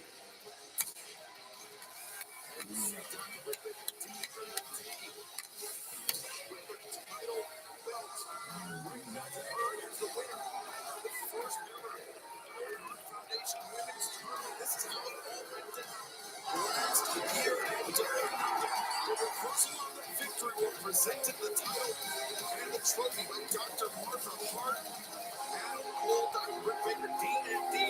The first winners can Britt Baker become a repeat winner here today. Yeah. The question and the answer lies within Nikki the Outcast. Because she's going to be at number 8. Out comes Ruby Soho right now. Yeah, in full effect. Saraya and Toni Storm. Hell yeah.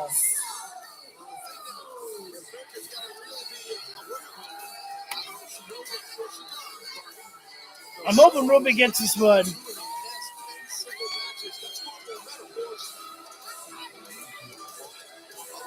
Tony's a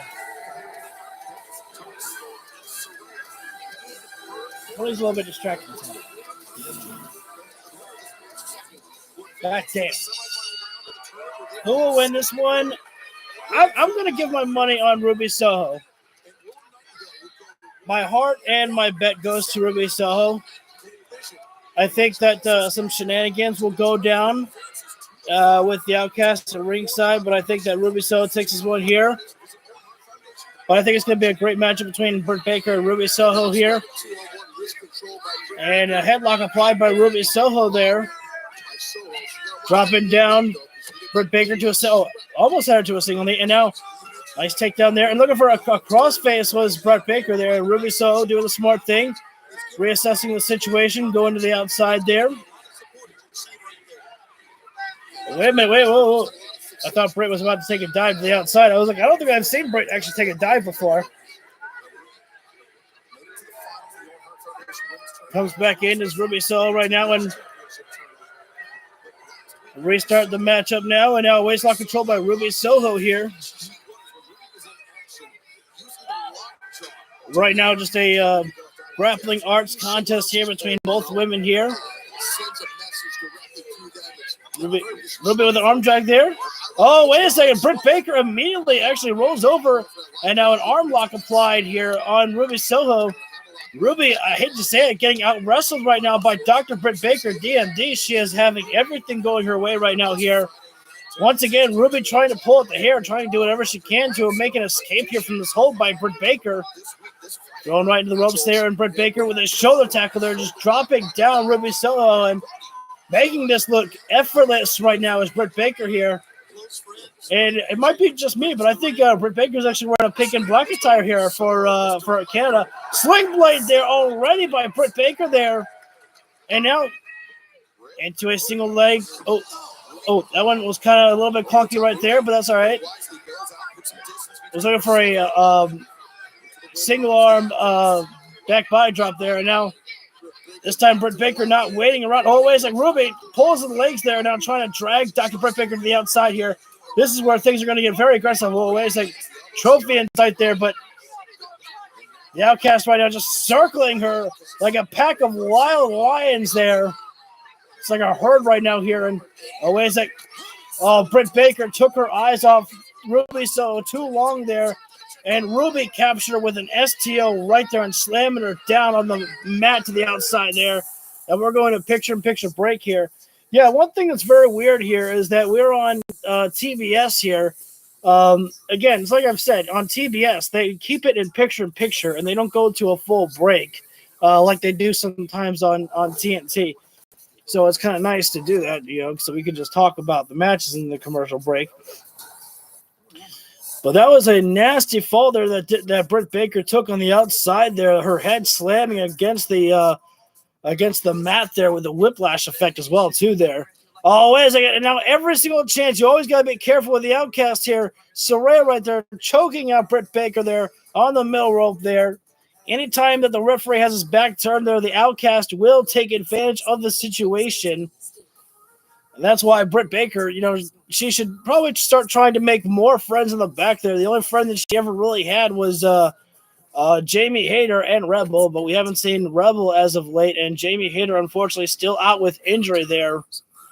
We've also seen Hikaru Shida, a time or two be at the side of Britt Baker there, but mostly only for Willow Nightingale and Sky Blue there, as Britt Baker has made many of enemies in her past as well, too, but let's just focus on this matchup at hand right now. Ruby always like now Ruby choking out Britt Baker, throat first across the top rope, and she's got to the count of 5 there, and she's using every second of it.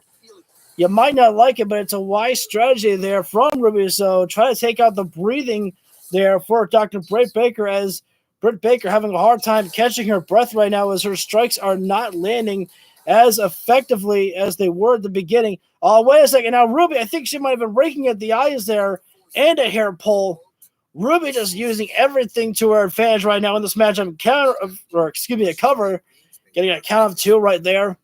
And now great position there from Ruby Soho. As soon as Britt Baker got to a seated position to try to bring herself back up, Ruby has her now in a full Nelson on the ground there. But the ropes are very close there for Britt Baker. Oh, look at that. That was nice there. That was not easy for Ruby to do. She had to slide back on her knees to bring Britt Baker closer to the center of the ring to make sure Britt Baker could not grab the ropes there.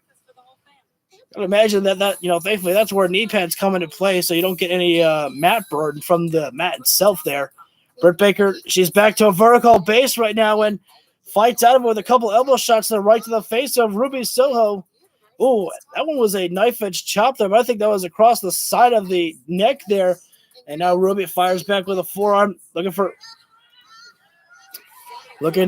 now we're back live. Oh, elbow right to the back of the neck there from Ruby on Britt Baker. Oh, stiff forearm there from Britt Baker. And now Britt Baker slowly starting to get back into this matchup here. Nailing those forearm shots there. And now, lariat. Missed there not missed there, but blocked there by Britt. And now Britt with a couple of lariats of her own right now. Oh, nice running neck breaker there from Britt Baker as well, too, to follow suit. Britt Baker now, a double underhook. Oh, stomp on the toes there from Ruby Soho. It's not a move you see often by someone stomping on the toes there, but very effective. Oh, well, wait a sec. Britt Baker now looking for swinging neck breaker there. And sometimes, usually, that neck breaker follows suit with a lockjaw there, but she's going to go for the cover. Just a 2 count there, not even 2.5. Just a 2 there for Dr. Britt Baker. Ruby's still in it right now. Oh, wait a sec, but now she's got the glove.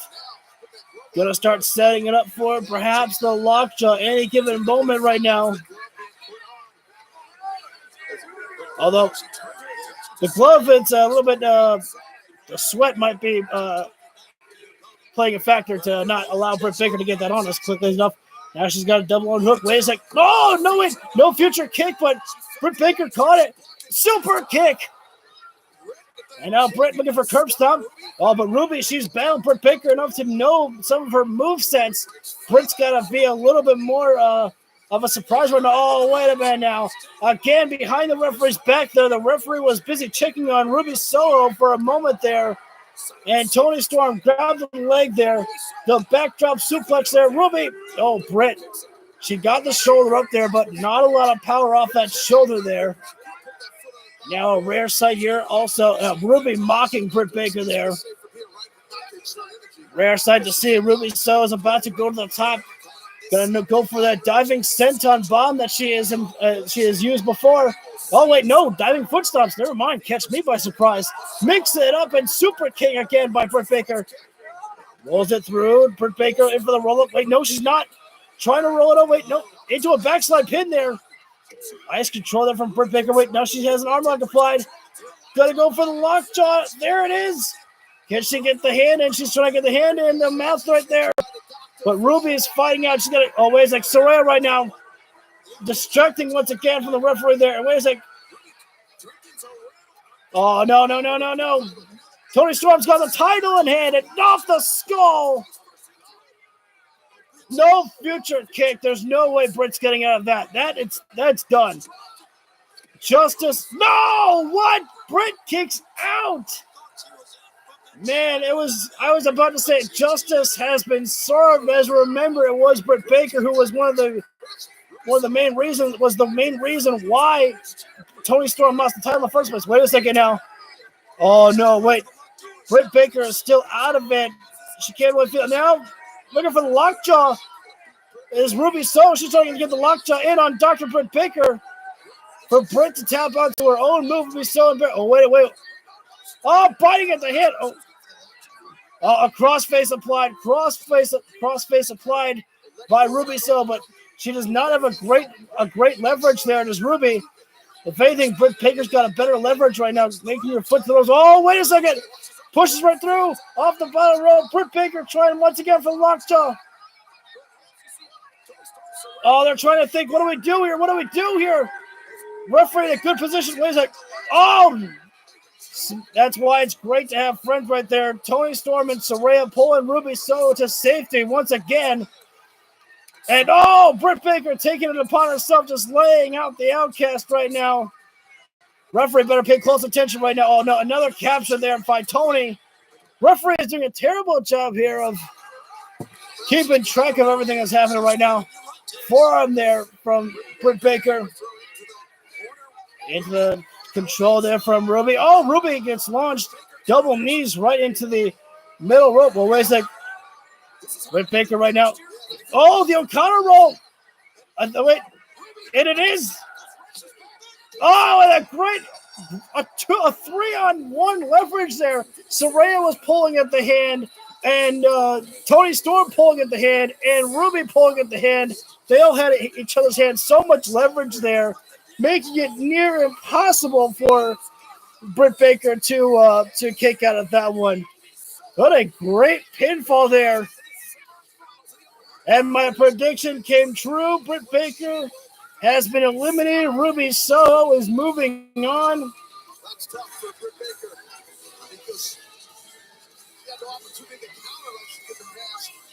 What was rightfully mine the first time? Oh, wait. And now out comes the challenger, Sky Blue.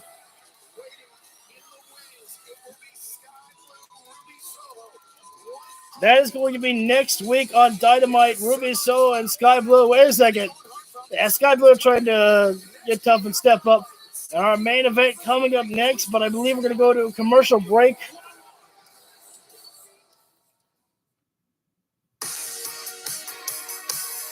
Woo! Great contest as well by the women there. What more can I say? Mission Impossible Dead Reckoning, rated PG-13. If you in the middle of everything, there's everything to do. Come on, kids, listen to the lion's roar. Woo!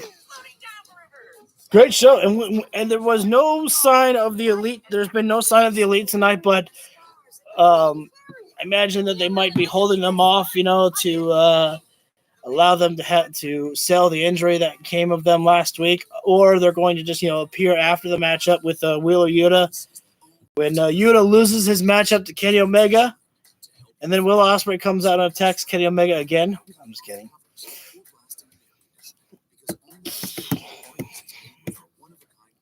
Curious, answer me this question. Which matchup would you rather see for All In? Kenny Omega versus CM Punk or Kenny Omega versus Will Ospreay? In a singles matchup. No 2 out of 3 falls, just a regular 1-on-1. Curious, which one would you guys rather headline?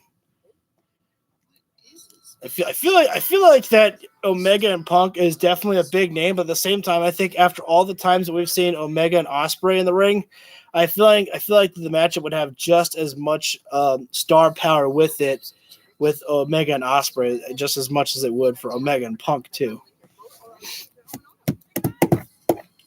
Beeping. Oh no, that's terrible.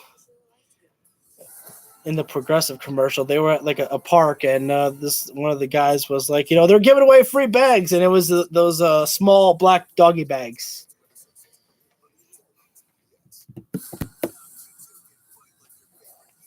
We'll be coming back live with Dynamite in just about maybe 30 seconds. I want to thank everybody for tuning in tonight like you have. I appreciate that. If you guys want, feel free to... It's main event time live on Dynamite. And comes in the little shit himself, as Bryan Danielson calls him, Wheeler Bloody Yuta, the man who pinned Kenny Omega at Double or Nothing to win the matchup for the Blackpool Combat Club. Hey, welcome on in, guys. You're just in time for the main event with Kenny Omega. Kenny Omega's first match since his matchup with Will Ospreay at Forbidden Door. You have to imagine that after everything Omega went through at Forbidden Door, 2 weeks, is that really enough time to get in shape to face Wheeler Yuta? Don't count out Wheeler Yuta. Yuta is a much different competitor than he was before when he first came into AEW. Wheeler Yuta is such a different man since joining the Blackpool Combat Club, and Kenny Omega better be ready. Again, how awesome must it be for Wheeler Yuta to come from where he was to where he is now, main eventing AEW, not only main eventing AEW, but main eventing AEW with Kenny Omega. Again, gotta wonder how much tape is Omega gonna be wearing, or if any. We're about to find out. Yeah, Omega, a little bit of tape on his shoulder there. But, that's to be expected, man. And there's no Elite. There's no other members of Blackpool Combat Club so far that we've seen. Bryan Danielson will not be out here. Unfortunately, Bryan Danielson is out with a broken arm. Moxley, I believe, is out with... Moxley is out in Japan. Unless he made the travel back today, but I don't know. And Claudio, well, we got no idea where Claudio Castagnoli is.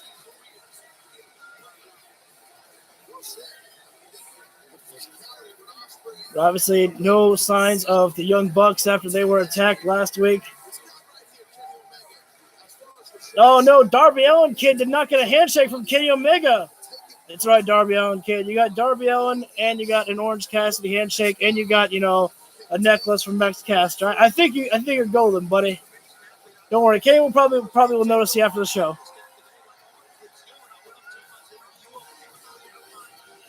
Here we go, Rick Knox here, our referee. Oh no! And Wheeler Yuta, Kenny Omega was about to do the gunshot pose right there, and before Kenny Omega can finish that, Wheeler Yuta going right on the strike right there, a sneak attack there. Well, remember Wheeler Yuta. And in Wheeler Yuta's eyes, this is not about winning or losing. This is just about beating down Kenny Omega so badly, he probably won't even be able to participate for Blood and Guts come 2 weeks from Wednesday here. Knife edge chop there from Omega. That, rocked the arena right there. Not as much as it rocked Wheeler Yuta's chest there. Yuta's trying his strikes there, but Omega's knife edge chops just really laying it in right there. Hammer fist down right there. Now Omega stopping a mud hole on Wheeler Yuta right there. Omega all fired up right now here. And now Yuta right now. Yuta biting at the face of Omega for a moment. And unfortunately, again, Wheeler with Kenny Omega wearing wrestling tape on his shoulder there. It's mostly a target for Wheeler Yuta, but right now that's not bothering Kenny Omega at all right now. Who nails the back body drop right there to Omega. And now Kenny now into backbreaker there. Dropping down Yuta. 1, 2, and already almost had this matchup over with did Kenny Omega there. The way that Kenny Omega delivers those backbreakers are very impactful, man. And right now, Kenny Omega in full control over on Wheeler Yuta, despite Yuta trying to get the upper hand at the very beginning of this matchup here. Got to imagine that Wheeler Yuta's going to start getting desperate and start laying in the shots on the shoulder there. At least that's how it would be my strategy. Yuta right now throwing Kenny Omega over to the other corner. Yuta coming in hot, and Kenny puts up the boots there, putting on the brakes there for Wheeler Yuta. Kenny looking for Kotora Crusher, and he finds it. Face first goes Wheeler Yuta. Kenny Omega is wrestling a perfect matchup right now here, folks. Basically, what do I mean by that? He is keeping himself healthy as possible right now here, which is exactly what Kenny Omega needs. Again, he's heading into blood and guts with the Elite 2 weeks from now. Kenny Omega with the You Can't Escape. Oh, wait a sec. I think Kenny's kind of hurting right there.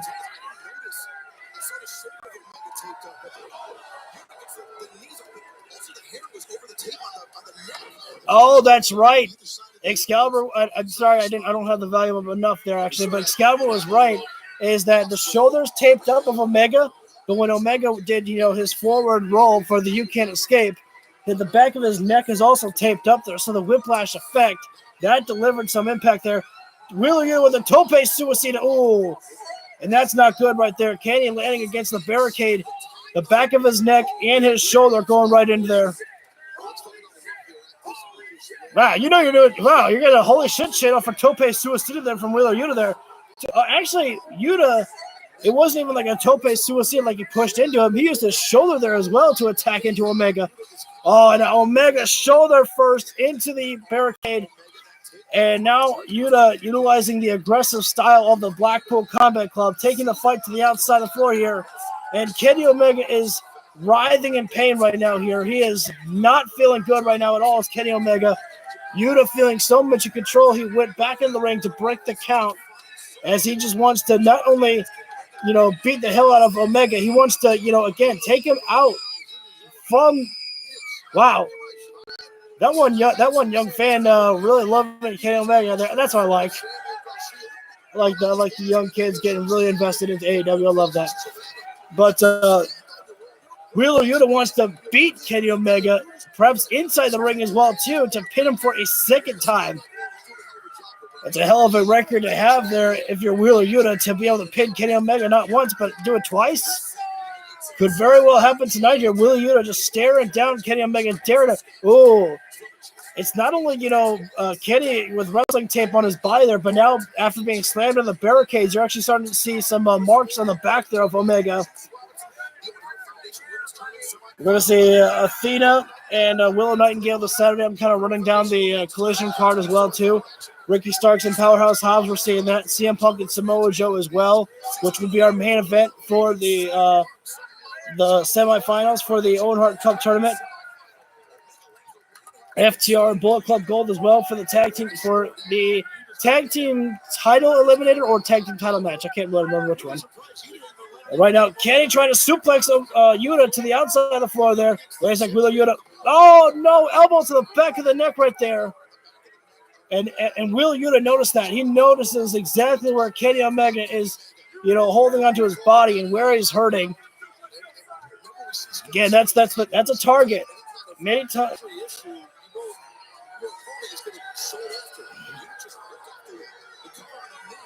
Oh, whoa, wait a minute. Wait a second. Yeah, Yuta just ripped off one of the covers on the turnbuckle post there. So not the turnbuckle pad there, but like the buckle itself. So now you're getting to see the entire metal exposed there. Oh no! Don't! Oh fuck! Omega just got dropped neck first across that top turnbuckle, that steel turnbuckle post, man.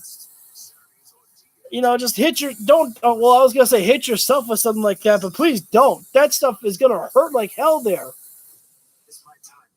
Drop kick there from Wheeler Yuta, and my God, I was talking about earlier how Kenny Omega was wrestling a perfect matchup because he was not, risking any injury at the moment there because he had, this matchup in the palm of his hand over on Wheeler Yuta, but ever since Yuta took the fight to the outside of the ring there and got real aggressive, he has been in full control right now of this entire matchup here.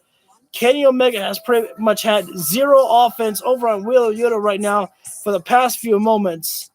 Wheeler Yuta going back to the outside of the floor there and slamming Kenny head first right into the ring apron there. Kenny at this point, he is dazed, he is staggered, confused. I don't think he knows where he is right now. So head first into the steel turnbuckle post here. Yeah, Kenny is out of it right now. The only thing that's keeping Kenny Omega up at the moment there was his own heart and determination there. Senton from Yuta there. Go for the cover there as Wheeler Yuta going to try and pin Kenny Omega for the second time there to get a pinfall victory, I should say. Kenny pops his shoulder up at 2 3/4 there. But there's not a lot of movement there. Kenny able to pop the shoulder up, but still he cannot create any movement for himself right now. Wheeler Yuta's got Kenny Omega trapped in a chin lock applied there. And Kenny right now, just nothing moving right now for Omega. He's trying to get his legs moving. That's about it. Other than that, Wheeler Yuta just in full control. I apologize if I'm kind of repeating myself at all here, but I mean it's amazing to see how the tide shifted in this matchup so quickly. Again, like I said, Omega had everything going for the way that he wanted it at the beginning of this matchup mostly. But ever since Wheeler Yuta took this fight to the outside, he has been the aggressor, and he has been all on top of Kenny Omega here. But again, Omega, not to take anything away from Wheeler Yuta at all here, but Omega is coming in this matchup, I don't know, maybe about 60% healthy, 75%, I don't know. After a matchup like he went through with Will Ospreay at Forbidden Door, you would think that, just because it's 2 weeks, that does not give you enough time to heal up. After an intense bout like that, I mean, you spend the next couple of days just lying in bed, just, trying to rest up your body, and then the next day is you just, try to, recuperate with your body to get strong again. But Yuta is keeping the pressure right now. We're back live, and another just headlock applied. Yuta just trying to wear out Kenny. Oh, no! Yuta tried for another senton there, but Kenny got the knees up on that one there. That's the moment that Omega needed. He needed that escape there, but right now Kenny has been beaten down so much in this matchup. Yuta back to his feet first. Kenny throwing a right hand right there. He's trying to fight off as much as he can right now. Slowly but surely. Okay, so we're seeing Daniel Garcia and Sammy Guevara versus Matt Hardy and Jeff Jarrett at Rampage. And then we're seeing Brian Cage and Big Bill and Trent and Matt Sydal at Rampage. And we're seeing Hikaru Shida taking on Marina Shafir at Rampage. And we're seeing, the Young Bucks and Hangman Page and Dark Order return again for Rampage as well. And then I like this. I like the fact that they're kind of, just running down the card here right now. I'd run down the other cards, but for next week's Dynamite, but it's a little bit confusing and too long. Ruby Soho, Sky Blue, we know that one. Kenny Omega did that running slam that he does with his hand in the face of his opponent. Swerve Strickland and Nick Wayne. Nick Wayne making his debut next week. Ooh, I would not give Nick Wayne the win, but I would have him just give a good performance there. Commander and Chris Jericho will be in action next week as well, but now Omega is starting to make some movements here. Wheeler Yuta kicks there, but Omega, discus forearm there. Omega right now into a Fisherman driver there. Whoa. Fisherman Buster. I don't really know what the difference is. Oh, Wheeler Yuta now getting his shoulder up there at 2 3/4 there. Now we see that Kenny Omega is back in the driver's seat of this matchup here. Back and forth they've gone, but Wheeler Yuta's put himself in a bad position. He's got himself against the ropes right there, trying to hold on for dear life, and Omega coming in with a V-trigger, but so many times people have seen that V-trigger come in from Omega there, and Wheeler Yuta baited Omega in there. Wheeler with the Olympic slam there, and another close call there for Wheeler Yuta to get the pin there on Omega. Omega is in the center of the ring, and Wheeler Yuta is going to go to the top rope there. We've seen Wheeler Yuta go for this diving body splash there. And wait a sec. Took a little bit too long there. Omega putting on the brakes there. Knife edge chopping. Oh, man, that really stumped Yuta right there. A headbutt there from Omega. I'm not sure if that's a wise strategy there from Omega there, but it's effective. Wait a sec. Now both men at the very top. I don't know how good of an idea this is for Kenny Omega here to be at the very top rope. Whoa, wait a minute. Oh! What a driver off the top from Omega there. A Michinoku, it wasn't even a driver. Not a Michinoku driver. I don't know what to call that one. It was like a cradle driver. That's the best way I could come up with the move. Yuta able to kick out there, but man, that was impressive to see there from Omega. Especially after all the abuse Omega has taken in this matchup here. That's a lot of experience in big matches. Both men are absolutely spent right now, this matchup. A forearm from Omega, but he's still standing. Yuta goes down. And Yuta, wait a second. Kenny getting fired up right now. Something is keeping Kenny Omega up here. I don't know how. He's just asking for more. Oh, wait a second. Did Wheeler Yuta catch Kenny Omega in the eye there? Or was there a late delay there from Kenny Omega feeling some pain in his neck there? Yuta, wait a second. Oh, that's the German there. Great bridge there from Wheeler Yuta. Wheeler Yuta's got some of the best bridges in the game here, man. But he still controls the waist lock. Wheeler, another German there. And no cover there from Wheeler Yuta. Going to try to go for a third German suplex there. As a title eliminator there for FTR and Bullet Club Gold. Kenny Omega fighting out, backing up Yuta in the corner there with forearms across the face. Or across the side of the head. Excuse me. What a contest! He's just like, big boot there from there. Just put everything he had behind that boot there. Good gracious.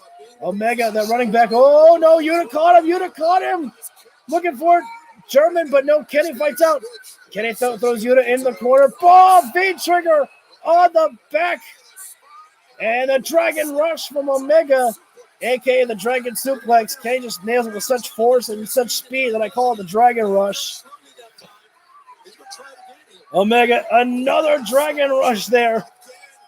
Omega's been watching his AEW Fight Forever combinations that people have made for the game. We're reaching down the final closing moments here of Kenny Omega and Wheeler Yuta in our main event. Kenny going to try for another Dragon Rush there. Can Wheeler Yuta find an escape here? Oh, wait a second. Wheeler, the pinfall position. Whoa, so close there. Again, Wheeler Yuta wants to. Oh, no, another V-trigger. Wheeler Yuta is out of it right now. Nothing left from Yuta. There's no way. Oh, Kenny's shoulder, his neck. Oh, he's got Yuta up now. Push to the pain, but was that enough time for Wheeler Yuta? Wait a second. Yuta. Whoa, wait. Yuta, seatbelt. That's how he beat Omega last time. Oh, Yuta was trying to hook the leg there like he did at Double or Nothing, but he couldn't get it. Kenny was able to keep his feet off it. Where's it? Oh, power bomb. Omega steps it through and into the feet trigger once again. Put it away. No, it's not over. Woo. Hey, man, when you're in a matchup like this here, wait a sec. Yuta right now looking for one more time. Omega's trying for that V-trigger. Wait a sec. Whoa. Kenny's eyeing somebody. Oh, Don Callis, that no good son of a bitch, coming down here Full of distraction here. Oh, wait, Kenosuke to Takeshita right there. And the referee doesn't even see any of this. Blue Thunder Bomb here. Where's... Oh, no, wait a minute. Where's... Rick Knox was trying to get Don Callis over. No. But Omega still kicks out. That was that close. Literally fingertips away. Kenny's still alive. How is it possible? Yuna's about to try it again. Oh, wait, Kenny putting it on the brakes once again. No. Wait. That was a close call there for a low blow there from Omega there, but no, that was, I guess, right to the... Man, despite Don Callis, despite Konosuke Takeshita, Kenny Omega still with the victory after everything. Kenny did it alone. No Bucks. Oh, wait a minute. And now Claudio Castagnoli. Oh, wait a second. Oh, I thought that was John Moxley because of the jacket. And these men are going to be involved in the blood and guts matchup here. Kenny Omega needs help. I don't know if there is anybody to help here. Eddie Kingston, it was in Japan here earlier today. Eddie Kingston, I don't think he's here tonight. Kenny Omega getting kicked across his shoulder and the back of his neck. Oh, wait a minute. We've got backup. We do have the Bucks and Hangman. Steel chairs in hand. Everybody coming in right now. And there's... Oh, and BTE trigger. Down goes Claudio and set... Oh, wait a minute. Into the awaiting hand. So... And now... Whoa, wait, holy shit!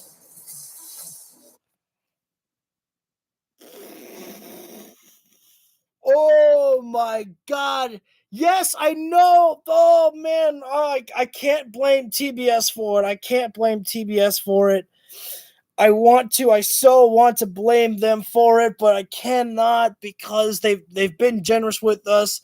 I know that there were times in the past where it was 9 o'clock and AEW was not finished and they just cut them off there. And I was like, you motherfuckers. Oh, but that was a good enough taste. I'm pretty sure that, if on AEW social media that they probably might post about what happened next. But to give you guys an update, what happened is that Hangman was about to swing the steel chair across the face of Claudio Castagnoli. Who shows up? The Dark Order, and Evil Uno pulls the steel chair away from Hangman Adam Page. Now, Evil Uno was not dressed in his ring gear, so it's not like that this is going to continue on Rampage. It was just Uno. He was in his suit there. Oh, man, there. Give me Dark Order getting the win on Rampage. I want to see it. Oh, man. But I love it, man. I love the Dark Order. I'm so glad that they have not broken up the Dark Order because these guys, in my opinion, are getting hot again. At least for me. In my opinion, I'm loving the Dark Order. I'm loving what they've done with, the feud with the Dark Order and Stu Grayson. I'm loving that. I'm loving how the Dark Order is finally taking serious notice. They're like, you went and left us for the Young Bucks again. We were your friends, and now you just throw us away. What are we, some bitches to you? And they're like, no, to hell with you, man. So I just like that. Anyways, guys, again, I liked this match. I liked the show of AEW. It was a great pacing. I loved pretty much everything about the show tonight. I don't think I had a bad thing at all to say about the one thing. No, I can't. I was going to say the one bad thing that I didn't like about it was the fact that they need to add a few members. I semi-hoped Bray would if he went there and kind of picked it up. That could have been something great for Bray Wyatt to have done, especially, unfortunately, after Brody Lee's passing, to kind of carry on his legacy there. And then when Brody Lee Jr. is like Bray, I would say Bray would be the co-leader of the Dark Order. But the true leader of the Dark Order will always be Brody Lee and now Brody Lee Jr. That's how it should stay. But, I mean, that could have been great for Bray Wyatt to have done that. I mean, he probably should have made that decision. I don't know if Tony Khan had reached out to Bray Wyatt to talk to him about joining AEW, but it's just like, look at what Bray Wyatt's doing now. He's doing nothing. We don't even know if he's sick, injured. We don't know what's going on with Bray Wyatt. He had one match since coming back against LA Knight, and it was, in my opinion, terrible. Because I hated the Mountain Dew, what the fuck ever it was, Mountain Dew Pitch Black match. That's what it was. I didn't really like it. It's very weird. But yeah, I was gonna say the one thing that I didn't like about the show was the fact that Chris Jericho was teasing joining Don Callis' family. I'm like, Chris, you already have a faction, but never mind. I had to shut the fuck up because on the same show they had Daniel Garcia and Sammy Guevara being like, what are you doing? It's like, you're already with us. We are part of your family. And now you're going to go off and join his family. And Jericho's like, I told you that, I said, maybe. That doesn't mean yes or no. He's like, it's time for you guys to step out on your own and, things like that there, which I like, but at the same time kind of is a little bit confusing for me. It's like, Chris, you made this group, and now you want them to leave your group? I was like, to me, that kind of doesn't make sense. But you know what? Take it. I just think, was it the best AEW Dynamite show ever? No, but again, I'm a broken record, I think is what they call it. The show was fun. I had fun with the show here. The pacing was good. The matches were good. It moved more things along with the tag team tournament going on. Which eventually is going to move things along with Adam Cole and MJF, I think, greatly. Roderick Strong still staying involved with the whole MJF thing. I got to wonder where that's going there. And it was great to see Eddie Kingston get his flowers there by AEW acknowledging him winning the New Japan Openweight. Is it Never Openweight Championship? I think from Kenta, it was called. I'm getting sweat in my eyes here. Not good. All right. I think that's what I'm going to call it, guys. So I want to thank you all for tuning in. You can hit the like button if you feel this video deserves it. You know the whole drill. You can leave a comment on the replay. I respond to all y'all. Hit the subscribe, and while you're there, hit the bell icon so you get notified whenever I go live for any of my videos. Thank you so much all for tuning in, and I will see you all for the next round for tomorrow for Ring of Honor. I should be able to go live for that there. That's going to do it. Thank you guys so much, and have a great rest of your night.